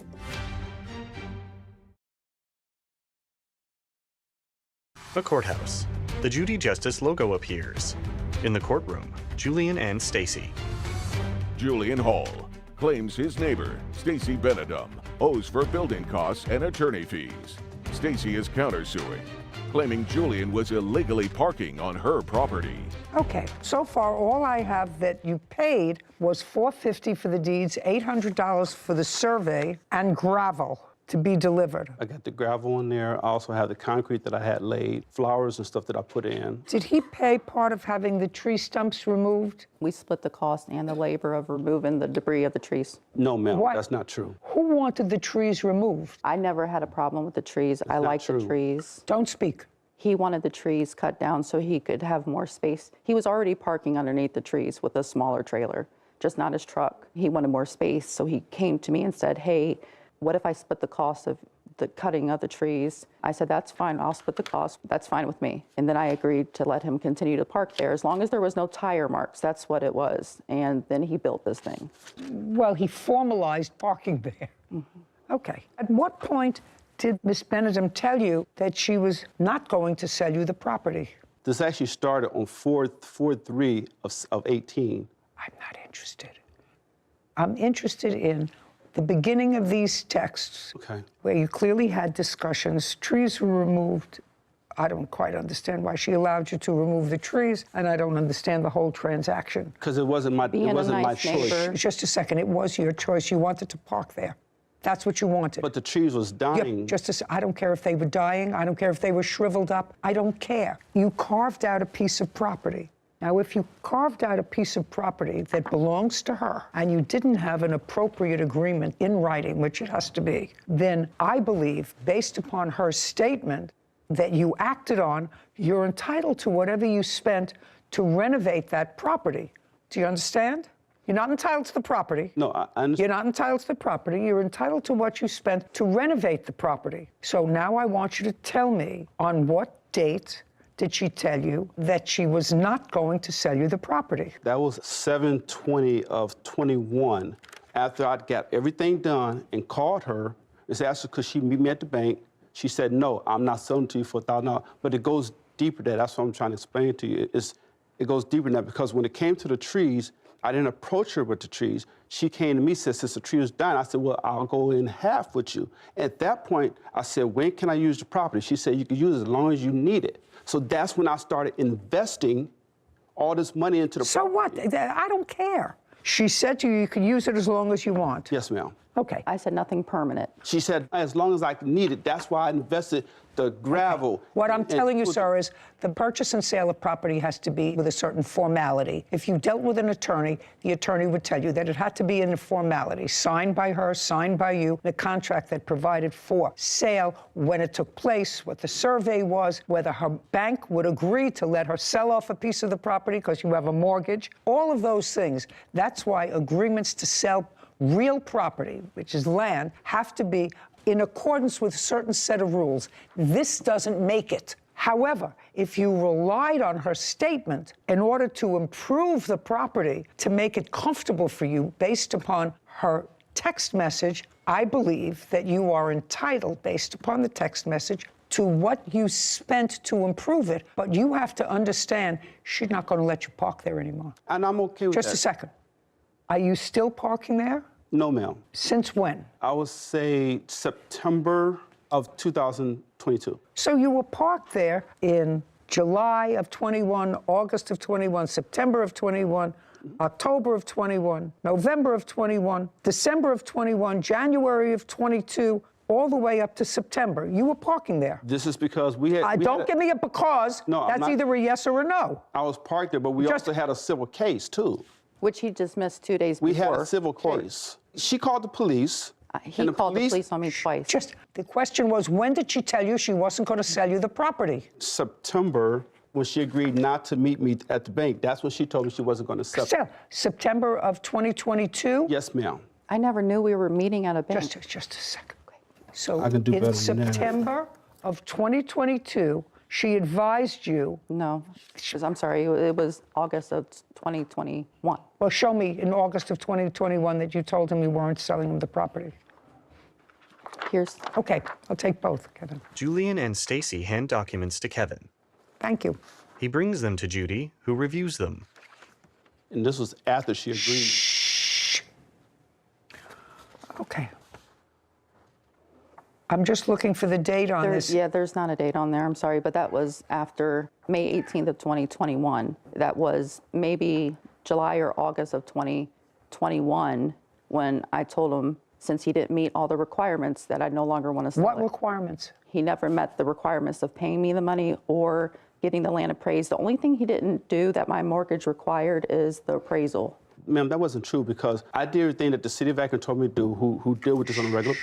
Did you get an appraisal? I got the land surveyed. She didn't tell me about nothing about appraisal until after I got everything done. That's why you have a contract in writing for the sale of property, sir. I don't think you did anything intentionally wrong, but there was an appraisal that was necessary. Clearly, if she has a mortgage and a bank is giving her a certain amount of money on a parcel of property, and she wants to sell off a piece of that property, the bank is going to want to know how much the value of the property has diminished by her selling it to you. So you have to have an appraisal. Do you understand? I understand that. Okay, and you didn't have an appraisal. I'm not going to tell it to you again. And all I want to know is when she first told you that you didn't have a deal. So once she told you that you didn't have a deal, whatever else you invested in this property was on you. No, and I didn't invest anything else other than getting an attorney and paying everything I needed to pay him. Once she told you that she wasn't selling the property to you, what'd you need an attorney for? Caption coming up. You're not the aggrieved party here. You got to park for free because she was a good soul. I would have had your trailer and your truck towed to an impound on day 2.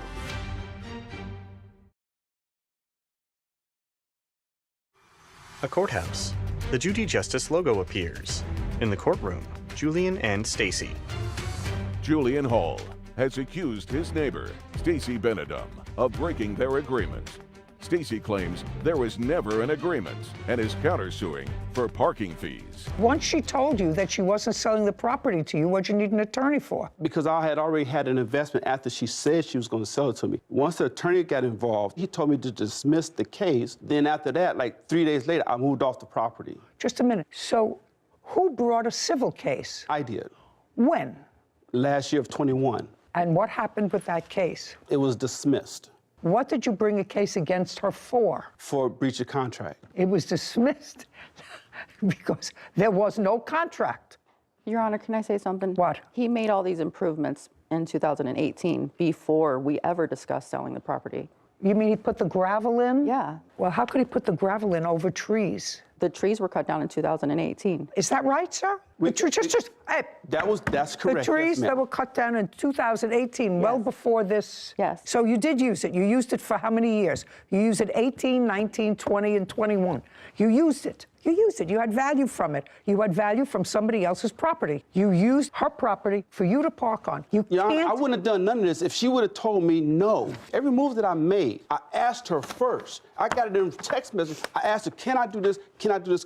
She said, yeah, go ahead and do it. If she would have said no, I wouldn't have done none of it. I wouldn't have put a dime into the property. I'm not going back to 2018, sir. If you made these improvements in the property in 2018 or 2019, before there was any hint of a writing that she was going to sell you property. She had a verbal that I can park there as long as I wanted to. Okay, your case is dismissed, Mr. Hall. You don't have a case. You did park there until she told you not to park there anymore.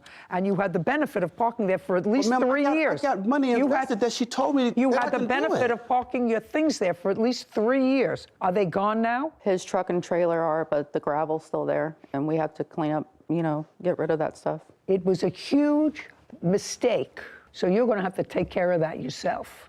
Okay. And I would take care of that because that looks ridiculous. I will. That looks ridiculous. You have a counterclaim. Yes. For parking.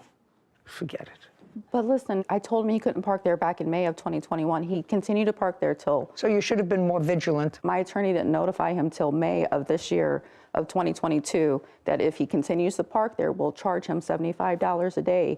And he continued to park there until the case was dismissed in August of 2022. So I'm only suing him for May of 2022 to August of 22. And did he move it?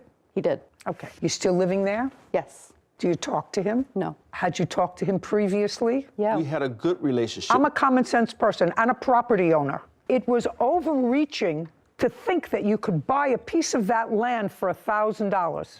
Overreaching. And if she had it appraised, and if it's something that you want, and she had, I guarantee you that that little piece of property would be appraised at a far higher cost than $1,000. Guaranteed.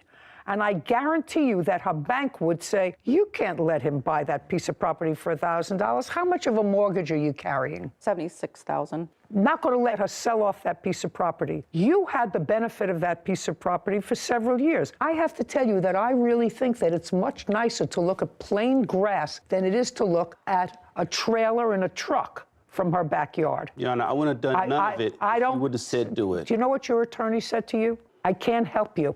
You don't have a contract. And Mr. Hall, that's what I'm telling you. I can't help you.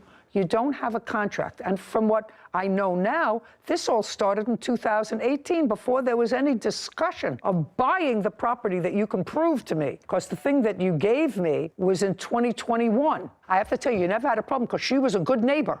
If she let you park on her property, so if you think you're the one who's been aggrieved here, the truth of the matter is I don't think that you're the one who was aggrieved here. She let you park on her property. I have to tell you, I wouldn't have let that happen. I had a neighbor who had an easement. And I said, all I want from you when I bought the house was I want you to say that you will never try to claim this property by adverse possession and that you understand that it's my property. And then you can use it because it was a place that looked like it was part of his driveway. And he said, I'm not signing that. I said, if you don't sign it, I'm going to put a fence right in the middle of your front lawn, which is where my property line is. I don't hear from him. I said, you have 24 hours to sign the paper or I'm putting a fence right in the middle of your front lawn because that's my property and you have an easement. And he didn't sign it. He would have lived with the fence until today because it's still there. Now his children are living with the fence because he's gone. You're not the aggrieved party here. You got to park for free for 4 years. For free. Because she was a good soul. She's not a bad guy. She was a good soul. I would have had your trailer and your truck towed to an impound on day 2. She let you park there for 4 years. I wouldn't have been there. Goodbye, we're done. Thank you. This court is adjourned. Outside the courtroom, Julian then Stacy. She knew what type of work I did, so she said as long as I needed it. It was just a tough lesson of being nice to the wrong person. It did look like it was part of my yard, so I get that part. I hope we can be cordial and just move on with our life. It is what it is. Sarah and Judy. This is a great example of the statute of frauds and why it exists. So all writings for the sale of land, real estate, have to be in writing and signed by both parties. I'm sure it was created for situations just like these. There's a lot of moving parts. There's mortgages, there's banks involved a lot of the times. There are easements, there are water rights, Exactly. there are all kinds of things. Legally, they're some of the most complex documents that get drawn up. So it can't be a text message for Of 2 cats. Court come to order. All rise. Have a seat, everyone. Kevin approaches Judge Judy. Case 2170, Jali versus Calderon Nepomuceno. Thank you. Oh, my goodness. Judy turns to Katie. Calderon, Hello. what's your first name? Amante. Amante. Yeah. Good. It's much easier than your last name for me to pronounce. Mr. Giulio, this roughly is what the case is about. You and Miss Calderon were in a relationship for a period of time. You decided to take an apartment. You were both on the lease. So far, correct? Correct. Your arrangement with Miss Calderon, which seems to be consistent in both your complaint and your answer, is that you had a much better paying job. She was going to provide the food and some other stuff for the house, and you were going to be covering the rent when you lived together, which you did. Correct. There came a time when Armante, who was a friend of yours, came to live with you. According to you, he was going to help out with the rent. Correct. He came, he lived with you, he helped out with the rent for maybe a period of time, and then he helped himself to your girlfriend. Correct. Now they're a couple. When you were no longer a couple with Miss Calderon, she stayed in the apartment for a period of time, but then they both left. Correct. And you're suing both of them for rent and for the return of 2 cats that they took when they left. You claim the cats are yours. That's correct. That's what the case is about. And some cat expenses in the event that I let them keep the cat. Cats, 2 cats. So when did you and Miss Calderon sign a lease together? We signed the lease together at the end of July with the landlord present. July of 2022? July of 2021. Correct. And it was for a year? Correct. And you had a job working for whom, sir? I worked for a company called Steris. What do they do? They provide medical equipment to hospitals all over the world. How long have you been working for them? I'm going to have 8 years under my belt this year. And when you moved into the apartment in July of 2021, what kind of work was Miss Calderon doing? At the time, she was working at I want to say an animal hotel. It was a pet daycare boarding facility. Okay. Were you an hourly employee? I was an hourly employee. And I am correct that when you moved in July, your arrangement was that you were going to pay the rent. That was the arrangement. Correct. When did Armante come to live with you? About August to... That's right. Correct. Shh. He... Judy glares at Katie. Amante was going to be our third roommate. You mean 1, 2, 3? Correct. Well, you're not roommates, really. You and the defendant, Miss Calderon, were not roommates. You shared a room. We shared a room And Armante was going to live where? in another room. And what was your arrangement with Armante with regard to paying rent? We would split the rent 3 ways. Is that correct? Yes. And how much was your share of the rent? I would say approximately $927. How long did you live there? I was there when they signed the lease. I watched it all happen when they signed the lease. I came in, they signed everything. Well, you didn't sign the lease. I did not. But you were there from the beginning? Yes. And it was your agreement with the plaintiff that you would pay 1/3 of the rent? Yes. Great. We asked the landlord Okay, to. so, hey, try not to hold each other's hands. Let's do the coochie someplace else. So you agreed with the plaintiff that despite the fact that you were not on the lease, you were going to assume the responsibility of 1/3 of the rent, $927. Yes. So you moved in July, August, September, October, November, December, January, February, March. You left in April? Yeah. So you were there for 9 months? Yes. Did you pay rent for the 9 months? Yes, ma'am. Is that correct? He paid rent for about the 7.5 months. Okay. And then you left? Yes. Why did you leave? I decided to leave because he decided to go to another place he was offered.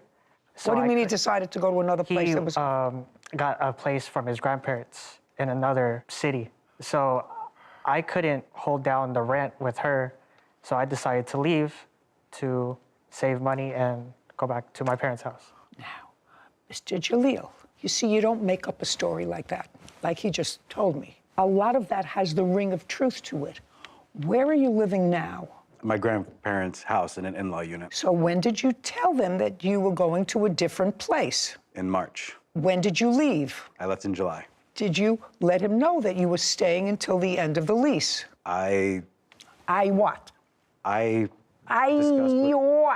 discussed with them that I would be leaving, but I would stick around to help them find either a different location or even suggesting that we all went back to our respected families just to, call it. Mr. Jalil, this isn't working for you. I have to tell you something, sir. This case is not working for you at all. And it's only because Mr. Ramonte is very direct with me that you're suing them for $10,000.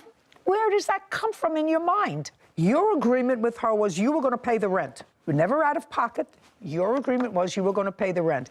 He paid his rent when he was there. He paid his 1/3. You then told them you were leaving. That's a whole different story than what you wrote in your complaint, Mr. Giulio. Do you understand? Correct. It's a whole different story. So, at best, Armante would owe you for 3 months' rent if they just left.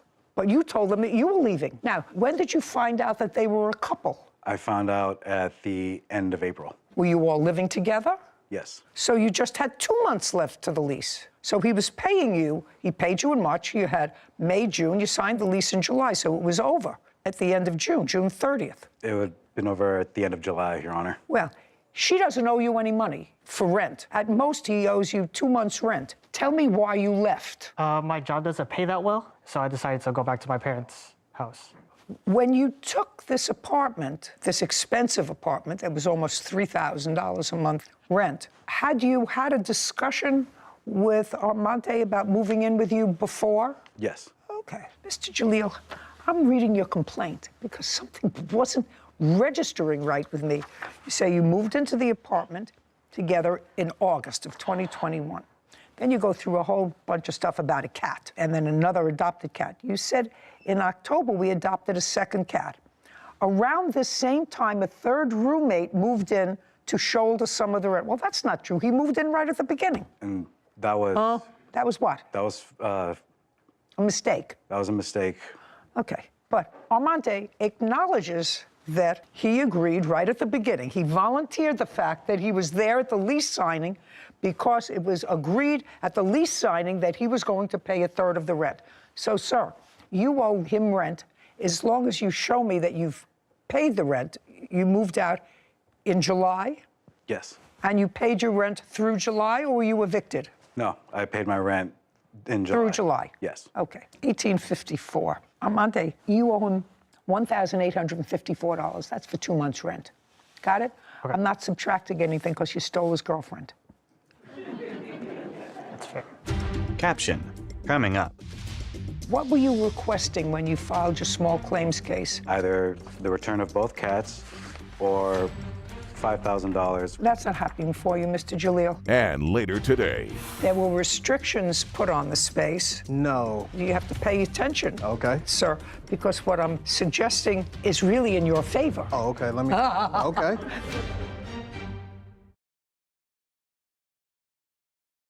A courthouse. The Judy Justice logo appears. In the courtroom, Kamar, Katie, and Amante. Kamar Jalil claims his former roommates, Katie Calderon and Amante Nepomuceno, are wrongfully keeping his cats and owe him rent money. Now let's deal with the issue with the cats. She doesn't owe you any rent. That was not your agreement with her. You moved out in July, August, September, October, November, December. 5 months ago, she's had both cats, right? Correct. She says they're her cats. When did you first file a small claims case? September of 2022. What were you requesting when you filed your small claims case? Be careful. I was requesting either the return of both cats or $5,000, which was the accumulated expense of not just the cats, but also the expenses of her dogs as well. So any animal expenses for the time. That's not happening for you, Mr. Jalil. When the cats were either registered or went to the vet, whose name is on the sheet as owner? I believe it was Miss Calderon. Is that correct? That's correct. And she owns the cats, and she's had them for the last 5 months. I suggest that you go and adopt 2 more if you want some more cats. You understand? Yes. You were living together as a couple. However, your friend Armante has to pay you for the couple of months' rent that he didn't because he says, not you, he volunteered that that was your agreement from the very beginning. So he owes you $1,854. We're finished. Thank you very much. This court is adjourned. I think he's just kind of butthurt that I moved on. At least now I can put everything behind me and say that I did try. I didn't think it would escalate this far. All you can do in a situation like this is just you learn from it and you move on. The heart wants what the heart wants. This is what it is. It's life. Judy. I find fascinating, Sarah, that people will write and or be assisted in writing a complaint and an answer, but they read it over. This man is an intelligent man. He has a serious job for 8 years. First of all, he was suing for $10,000. Come up with that money. $5,000 for the cat's expenses, ridiculous. But his complaint had really nothing to, even the timeline. As your clerk, I know that is a pet peeve of yours when I don't understand they it. don't You know, match up. if you're going to tell a lie, at least tell a consistent lie. Right. I think the right thing happened. I think the defendant friend admitted himself that he owed the rent, and that was great, even though he probably should have just kept his mouth shut. And not said, I was there when the lease was signed. This was always our agreement. Yeah. I was going to be the but third he was roommate. honest, which we always appreciate, and so I think the right thing. So I think he needs to, like you say, put a period, move on. Move on. Anyway, all happy, and they look happy. They couldn't keep their hands off each other. Case number 2172, Foster Gardner versus Menzel. All parties, please come forward. Jamar Foster and Sean Garner are suing record producer Livin Menzel for event costs after Livin canceled their Halloween party. Who's Mr. Garner? Mr. Foster. Right here. Are you going to be speaking? You're standing in the speaking spot.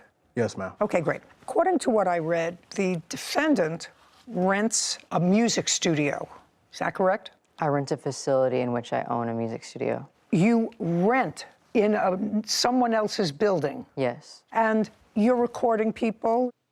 During the course of your business, you decided to enter into an agreement with the defendant to use that recording studio, which she rents from that space which she rents from a landlord. May I correct you, please, Your Honor? Yes.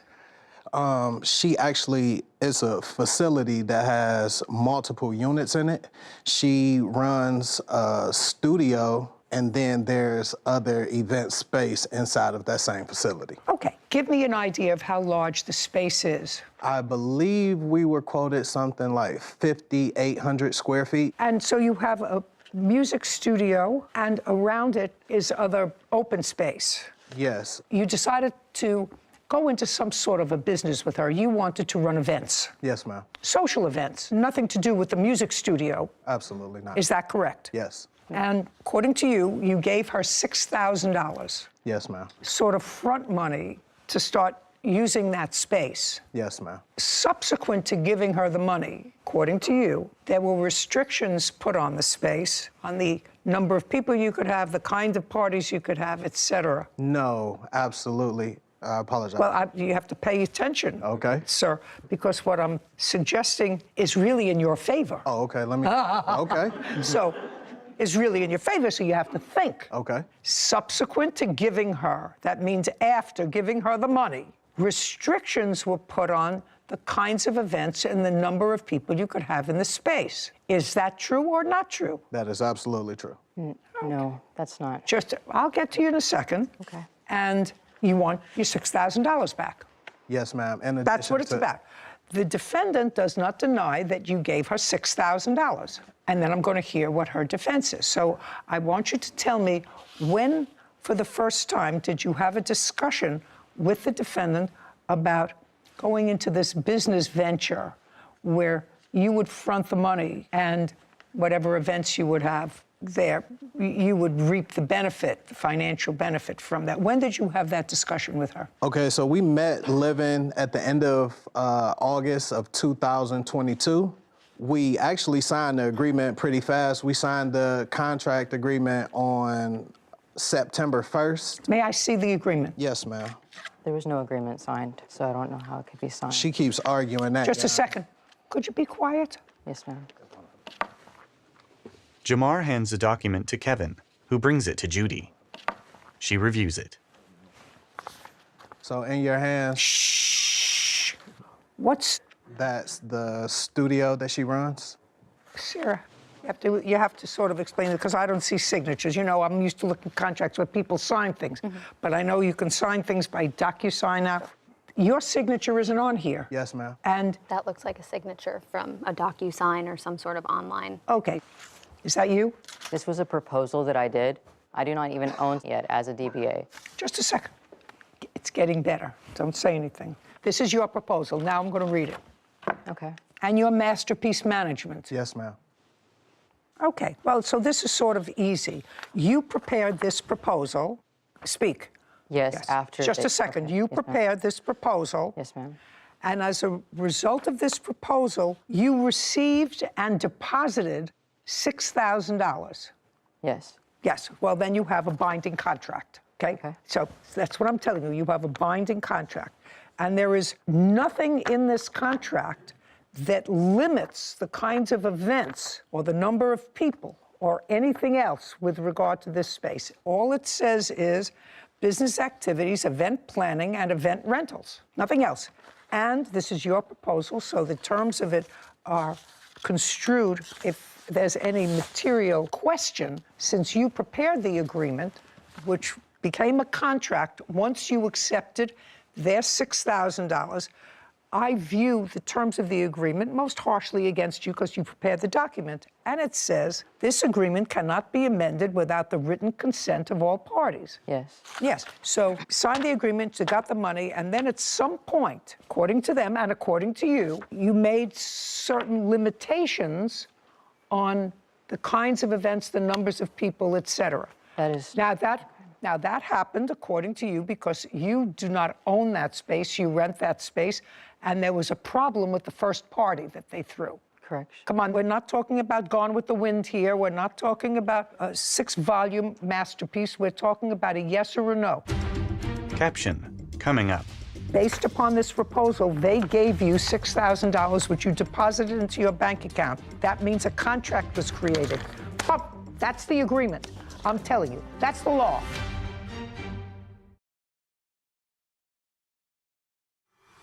A courthouse.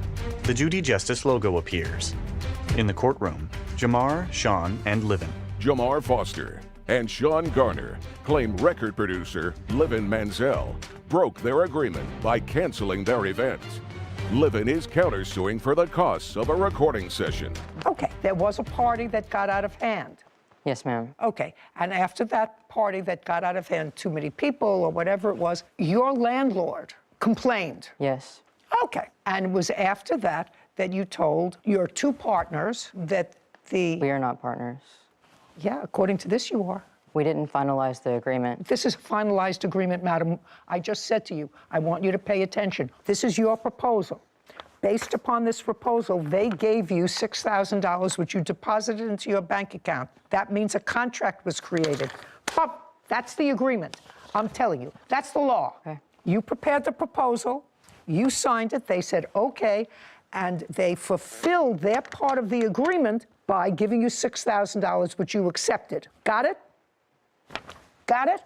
And you can't, according to the agreement that you prepared, modify this agreement any other way than a written contract signed by both parties. You can't change the rules. Did you know that this was rented space? We didn't have all of the details about the place. Well, see, next time you should know what you're dealing with, whether she's the owner or whether she's not the owner, whether she's a renter, whether she has the ability to rent out to sublease for events. I mean, all of these things, before you give somebody $6,000, you should know that. Okay.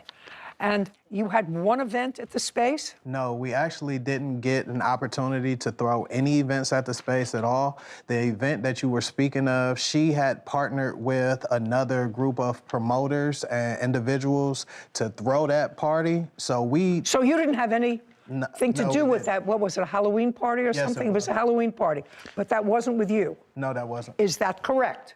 He was a part of the event. Is that correct, that No. it was with other people? Yes, it was correct. It was with other people. They were just associated with the event. They worked at the event. And I don't care whether they worked at the event. You received money from other people for an event. Yes, ma'am. Well, let's be clear. And after that event, you imposed additional restrictions on the use of the space. No, Hold on a second. They knew about the event. Hold on, you can't tell me what they knew. This is your contract. They called a fire marshal. My landlord contacted me that the neighbors were complaining, people were parking on their lawns 90 minutes into the party, but it was not their party, somebody else paid you for it. The next party they wanted to throw involved minors, and I told them absolutely not. Yes, ma'am. I just made it clear what types of events would be approved. Well, you can't do that. I'm just telling you, you can't do that. Ma'am, I'm not allowed to throw events that have out drugs for children. You have to understand something. You can do whatever you want as long as you put it in a contract. You prepared the contract. This contract is silent as to any restrictions on the space for events. So you have to give them their $6,000 back because they didn't have an event. They got nothing of value for their $6,000. Correction. They were managing an artist whenever I met them that they were responsible for paying. So I'm countersuing them for $1,050. Just a second. Okay. $6,000 they get back. Okay. Easy? That's a contract case. Now, you have a counterclaim, and your counterclaim is for $1,000 because you say they owe you that for a rental that they did for an artist that they manage. I provided my services as a recording artist and a music producer for their artists. I provided them with 2 exclusive beats. Well, show me the contract with them. I have. Just show me the contract with them. There was no contract. Judgment for the plaintiff in the amount of $6,000.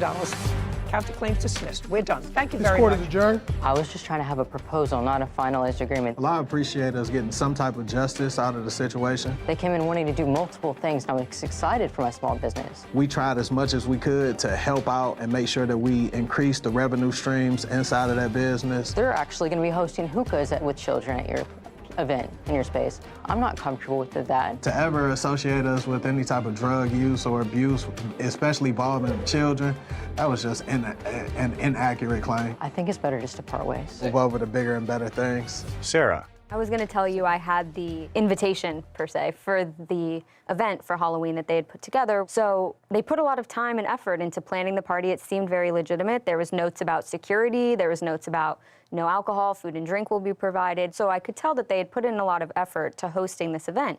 And although it wasn't a malicious breach on the defendant's part, I understand she hosted a party that had nothing to do with the plaintiffs, that she got into a little bit of hot water. So to be cautious, she was letting them know, hey, I can't host these types of events with a lot of people. It makes the street too crowded, whatever the reason.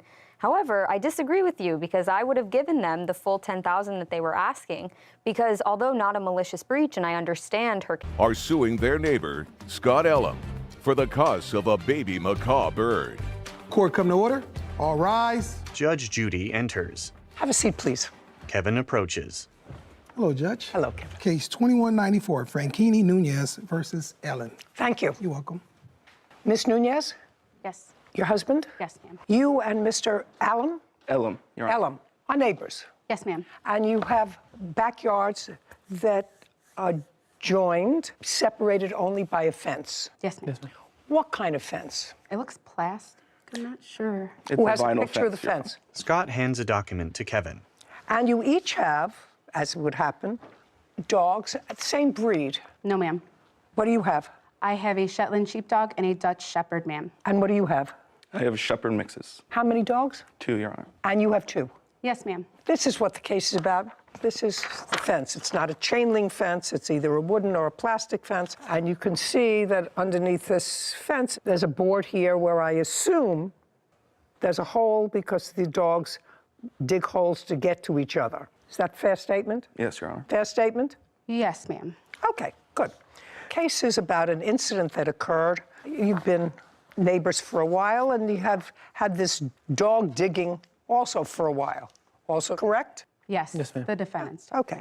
This incident happened on the 16th of December, 2022. Yes. Why don't you tell me what happened? I got up that morning to let my dogs out. Both? One dog. Okay, so the day started out, me and my husband woke up. My husband had to go get a tire fix, so he took my smallest dog, my Shetland sheepdog, with him. I remained home with my 2 children. Slowly. Okay. Sorry. How old are your kids? They are 6 and 7, ma'am. Okay. I remained home with my children because they were ill, and I had an appointment with them later on that day. My husband went to go fix the tire at 8 a.m. I got up in the morning to let my dog out. Got up in the morning to let your dog out? Yes. The shepherd mix? Yes, ma'am. Okay. I let her out, and then she came back in, and I was cleaning, and my 2 children were in my master suite with my macaw, Penelope. Okay. That's what the case about. This case is about a macaw. Yes, the ma'am. cost of a macaw. Yes. Which is a bird. Yes, ma'am. Go ahead. My kids were in the master suite. I opened the door. I'm out there cleaning. I let my dog out of my... And the dog came back? Sliding door. She came back.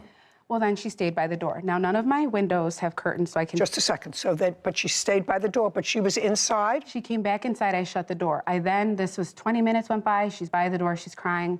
I told her we would play later. I assumed she had to go to the restroom again, and I let her out again. She stood on the step, but she didn't go further than that, and she was just kind of staring out. From the left side of the house is where the defendant's dog, Bella, charged in my home. And then when I tried to grab her... When you say his dog, Bella, yes, came into the side and ran into the house, that doesn't...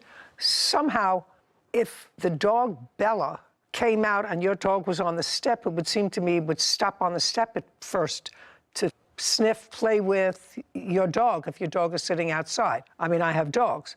Would go over to that dog first, not run into your house. You would think that, ma'am, but she's been in our house 3 times before this because I had to return her to the defendant on 3 separate occasions. And she didn't do that day. When she came in the backyard on the 3 other instances, I remember the very first time someone from that household came to my door, and I knew the dog was in my backyard, but I didn't open my door. I left her back there. I figured they'd come. They did. And I said, hold on a second. I put my kids, I put my Sheltie in the room with my bird, and I shut the door. Are we talking about the same date, ma'am. December? We're talking about other days that I brought.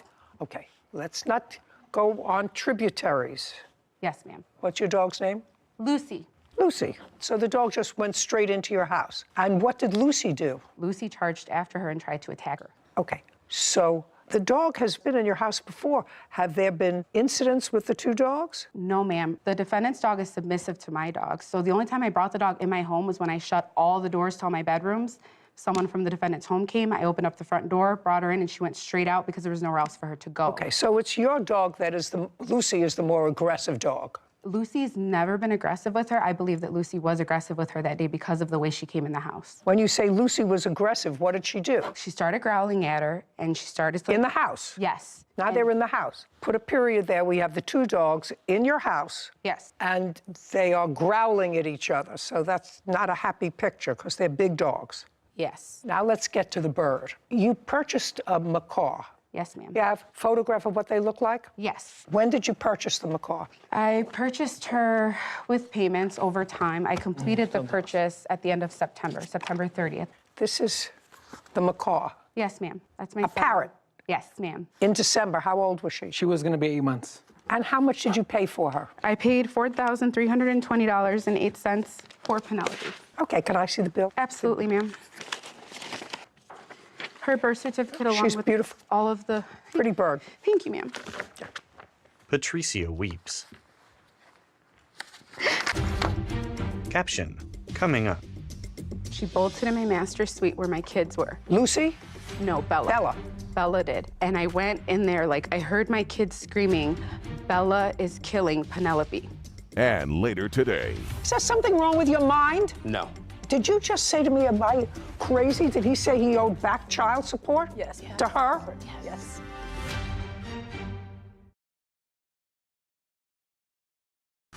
A courthouse. The Judy Justice logo appears. In the courtroom, Patricia, Giovanni, and Scott. Patricia Franchini claims her neighbor, Scott Elam, owes for the cost of a baby macaw bird killed by Scott's dog.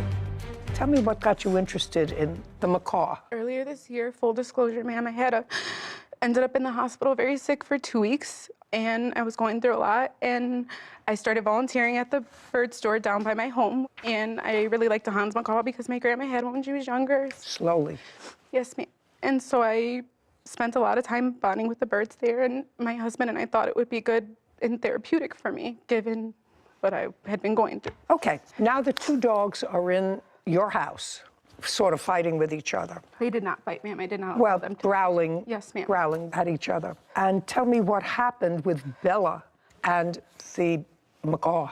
I tried to calm Lucy down, and my master door was open. Everything was happening so fast. I know I'm describing it slowly, but it was quick. She bolted in my master's suite where my kids were. Lucy? No, Bella. Bella. Bella did. I heard my kids screaming, Bella is killing Penelope. And that's the bird? Yes. And I tried to get to Bella. I couldn't.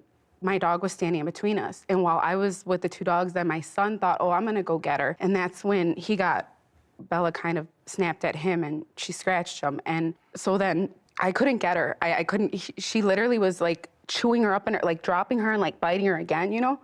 And it wasn't until my Dutch Shepherd bit her on the nose that she finally let her go, and I swooped and I grabbed her. I booked it to my pantry in my kitchen with my kids, and Lucy stayed in front of the door, and I have a door on it, and I just stayed in there, and I called my husband, and I was screaming on the phone. He got home maybe, I don't know how long, it probably really only was like 5 or 10 minutes, but it felt like forever. She was like and where dying was in my Bella arms. during this time? Bella was around the pantry with the bird in her mouth. And then I took the bird from Bella, and then I put her to the cage, and then Lucy just stayed by the parrot. And then I opened the door and talked to the kids. They were all hysterical, and I was trying to understand what she was saying. Where was Bella? Bella was in the kitchen with a parrot. And how did Bella get back to the defendant? I walked her over. How did you do that? Kind of like how a mother pup grabs her by the neck. I grabbed her by the neck, and I walked her over. Okay, your dog killed their bird in their house.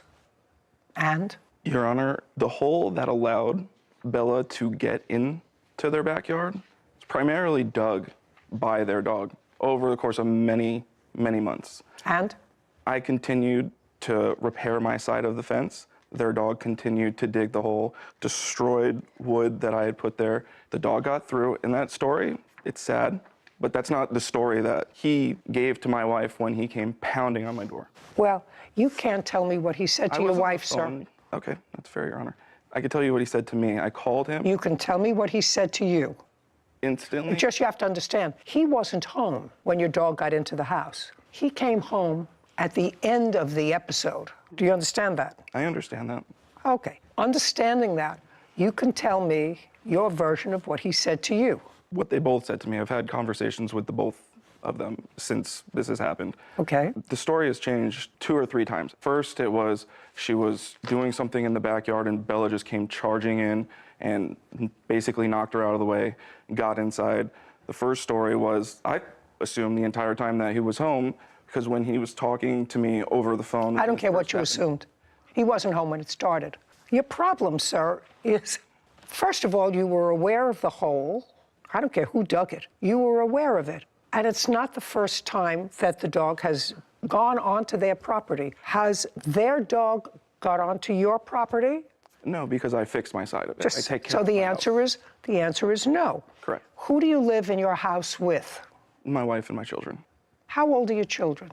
I have a 1-year-old. I have a 7-year-old. Let us say it's their fault that the hole existed that allowed your dog to get out. But you were aware of it because it had happened before that they had to bring your dog back. That a fair statement? That's fair, yes. Okay. Let us assume that it was your dog that was responsible for the hole. And their dog, despite the fact that yours was a better digger, you know, having dogs and having a fence, they both dig at the same place. They may not have fixed their side, but they both dig at the same place trying to get to each other. Whose fault do you think it would be if their dog created the major part of the hole, got into your yard, and bit your 1-year-old? Whose fault would that be? I think it would be equally our faults. Really? Absolutely, yeah. For Really? For digging, for not taking care of your property, absolutely. Really? I actually find that answer sort of bizarre. I would take responsibility if my child got hurt due to something that I didn't take care of. Absolutely, I would. Well, you may feel guilty about it, but you would certainly want them to pay all of your child's medical bills. No, I would not. Well, then you're a better person than the law is, sir, because your dog was outside of your control, clearly, because it got into their house. It was something that you were aware was a possibility, no matter who dug the hole, so you were aware because it had happened before, and your dog caused damage. And the damage your dog caused, and I'm putting the emotional distress, these 2 young children and the plaintiff, seeing your dog kill this bird that they had been paying off so much per month for a very long time. Putting aside that, they paid $4,300 for this property that your dog destroyed. And that's your fault. You're responsible for that. So if, because of this problem, and your dog has a problem, and their dog has not come onto your property, but your dog comes onto their property, then you have to say, you know what? I'm not letting my dog go out unsupervised because it has created trouble in the past. May have been their fault because they didn't fill in the hole as quickly or as carefully as you did. But you knew that that happened, and you're responsible for the damage. It would be no different than if the dog ran inside, and as she was trying to get the dog bit her, and she had to have surgery, and she had to have a plastic surgeon deal with reconstruction. Who do you think would be responsible for that? That would be you. And just because it's a poor little bird that happened to be the victim of this doesn't make you any less responsible. Judgment for the plaintiff in the amount of $4,300. We're finished. Court is adjourned. Outside the courtroom, Patricia, then Scott. I feel like it was justice for Penelope. When a homeowner doesn't take care of their property and someone lets another dog in their house, they shouldn't be blaming other people for that. It was extremely difficult to hear my kids screaming like that and do nothing to calm them down. The judge's ruling is the judge's ruling. I hope that he never gets another pet again. I don't think there's gonna ever be a relationship, which is totally fine by me. Sarah and Judy.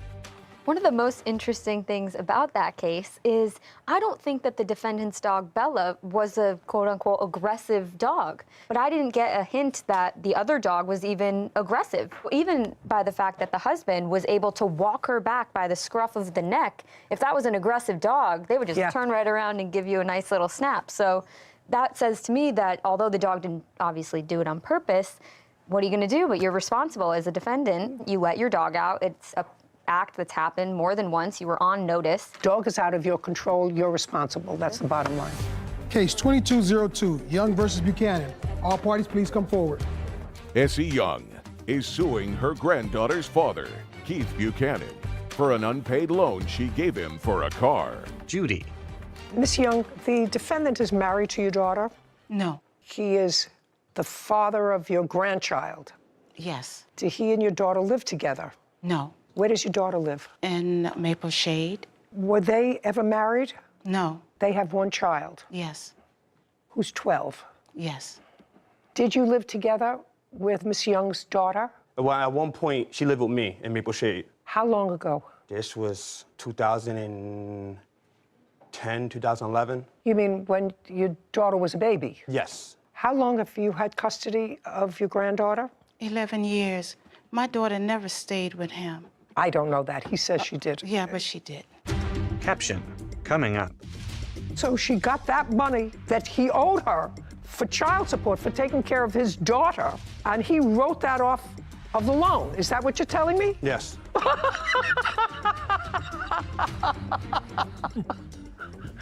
Oh, my God.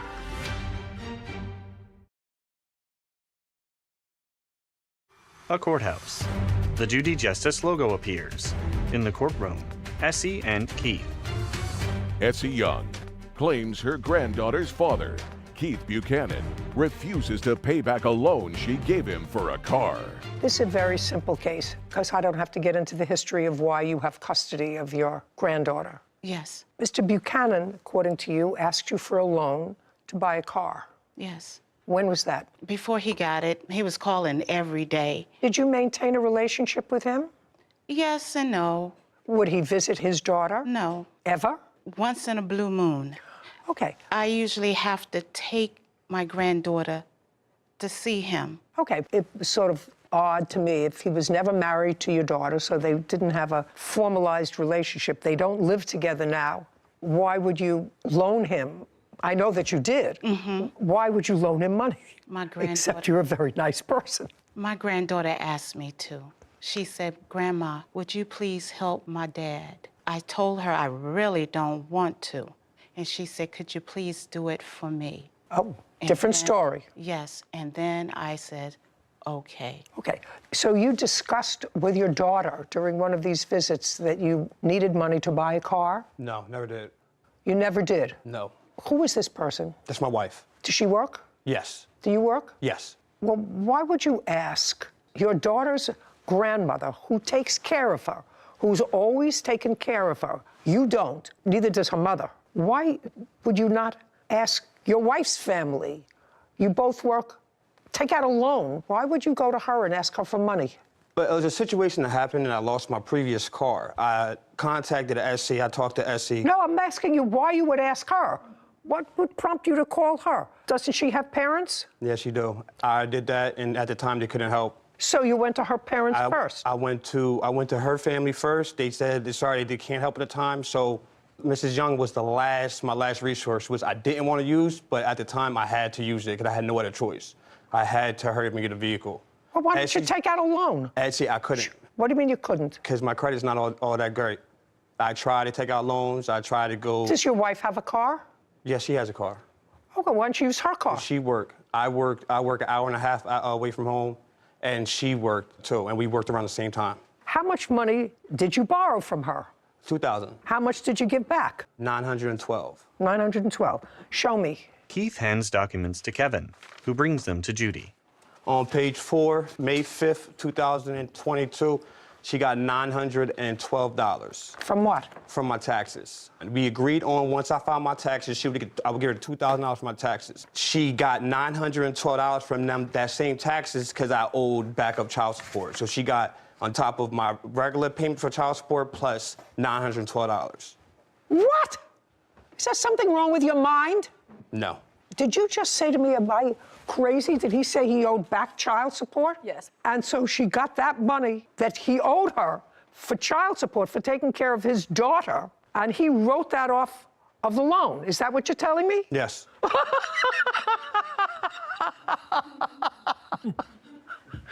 Oh, my God.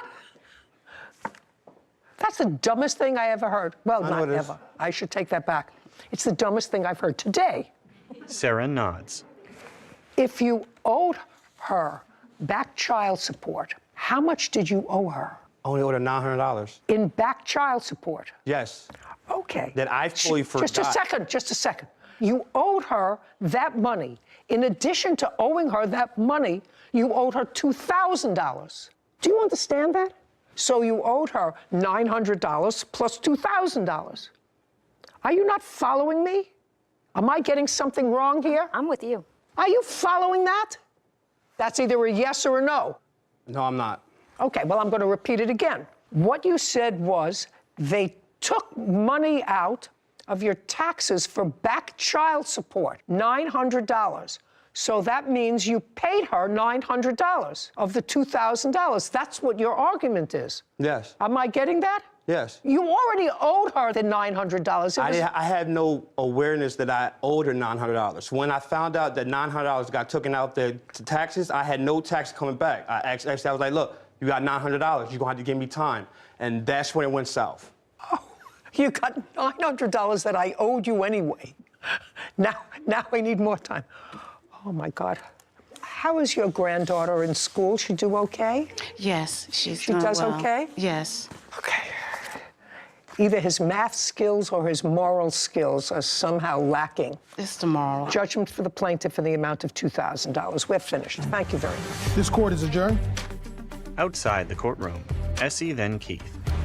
I think the judge seen right through him. He was going to be miserable, so I just let him be miserable. No one thinks like that. As long as she go about her life, I go about my life, leave my family alone. I just think he was hustling me. Only contact me when he got something to do with my daughter, that's it. I don't want anything to do with him either. Sarah and Judy. So initially, I may have been a little lost. It took me some time to get there.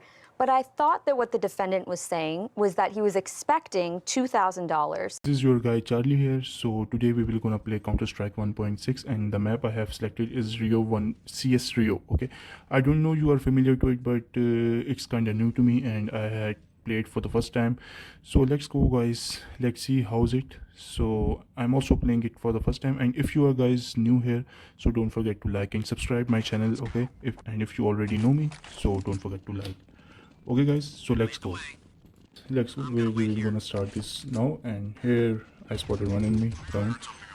So the second one, wait. The third one, oh my god. 3 are down, so let's go. The fourth one, oh nice. Thanks. We will go from the backward. Wait. We have to check these spots if someone is camping here. First of all, we will spot all the enemies here.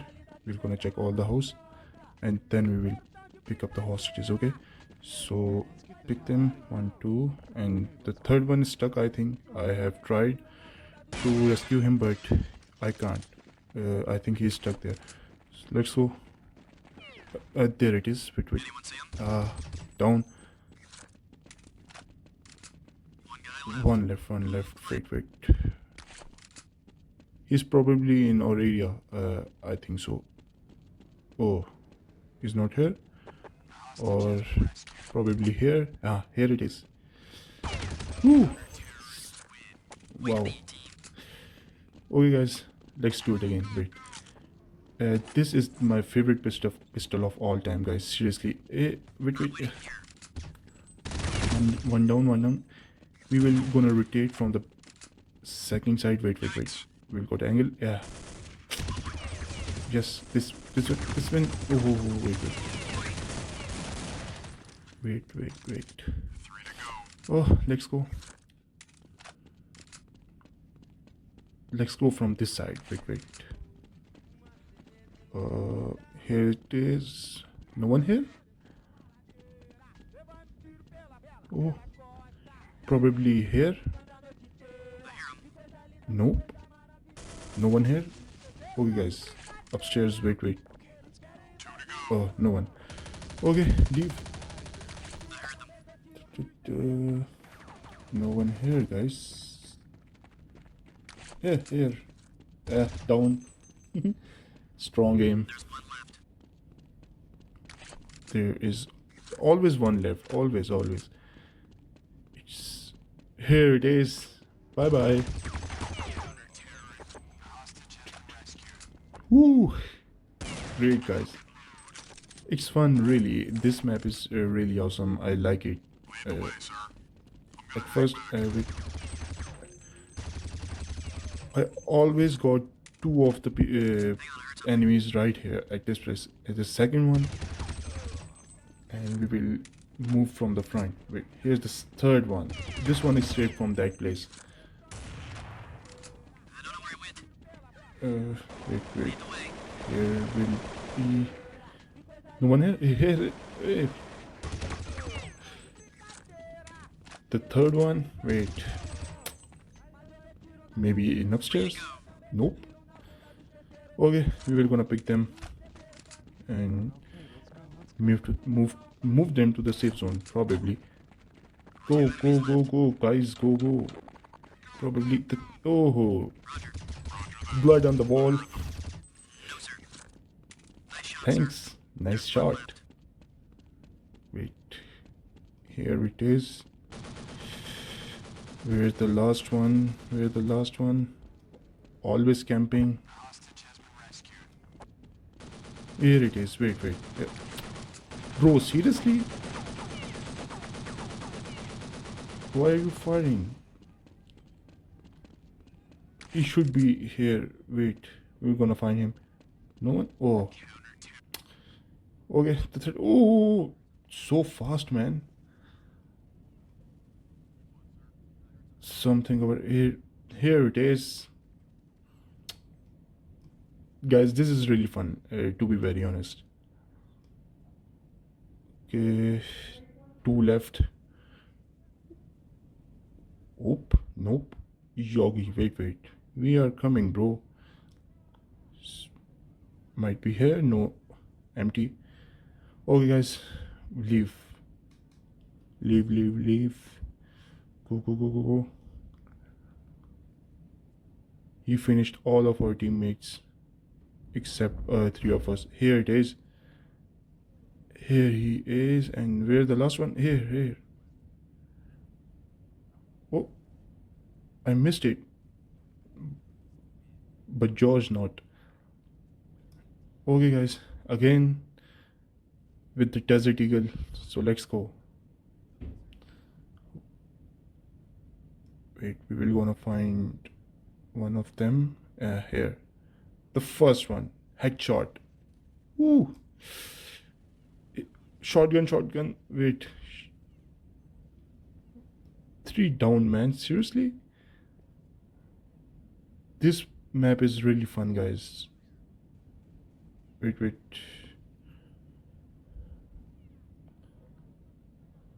Oh.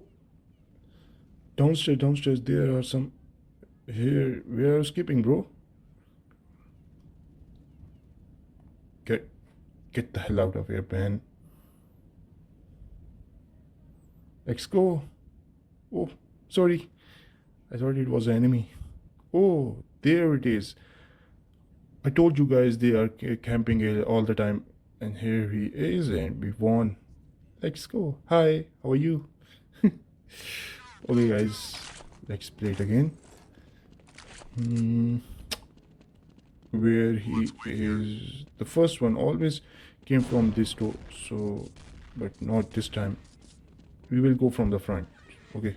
Oh, the third one. Hi, bro.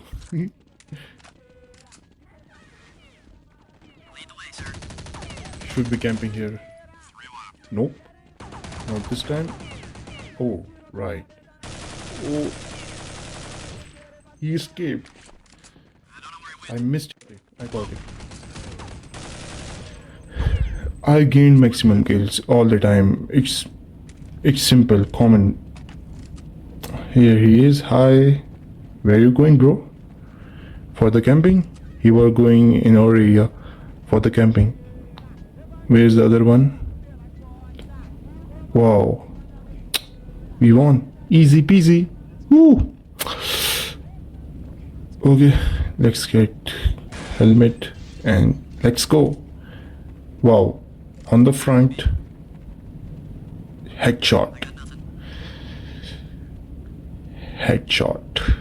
Hit the third one. Hi, bro. Oh, I'm gonna die. Hide. Okay, let's go. Now come on. Wait, where are you? Bye. 2 left. Wait. I think he will be in our area. Here he is. As I thought.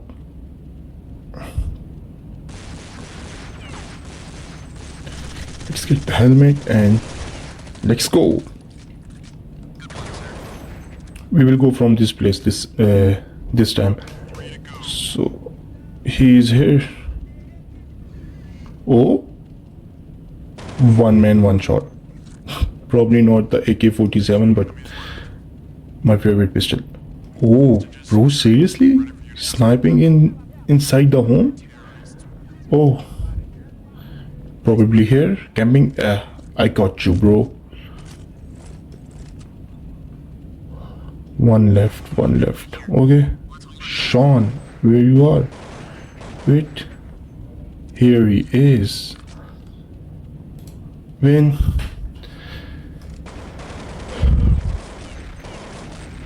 Okay, guys. So enough for today. So we will. I will be posting other videos after one day when I will get free. So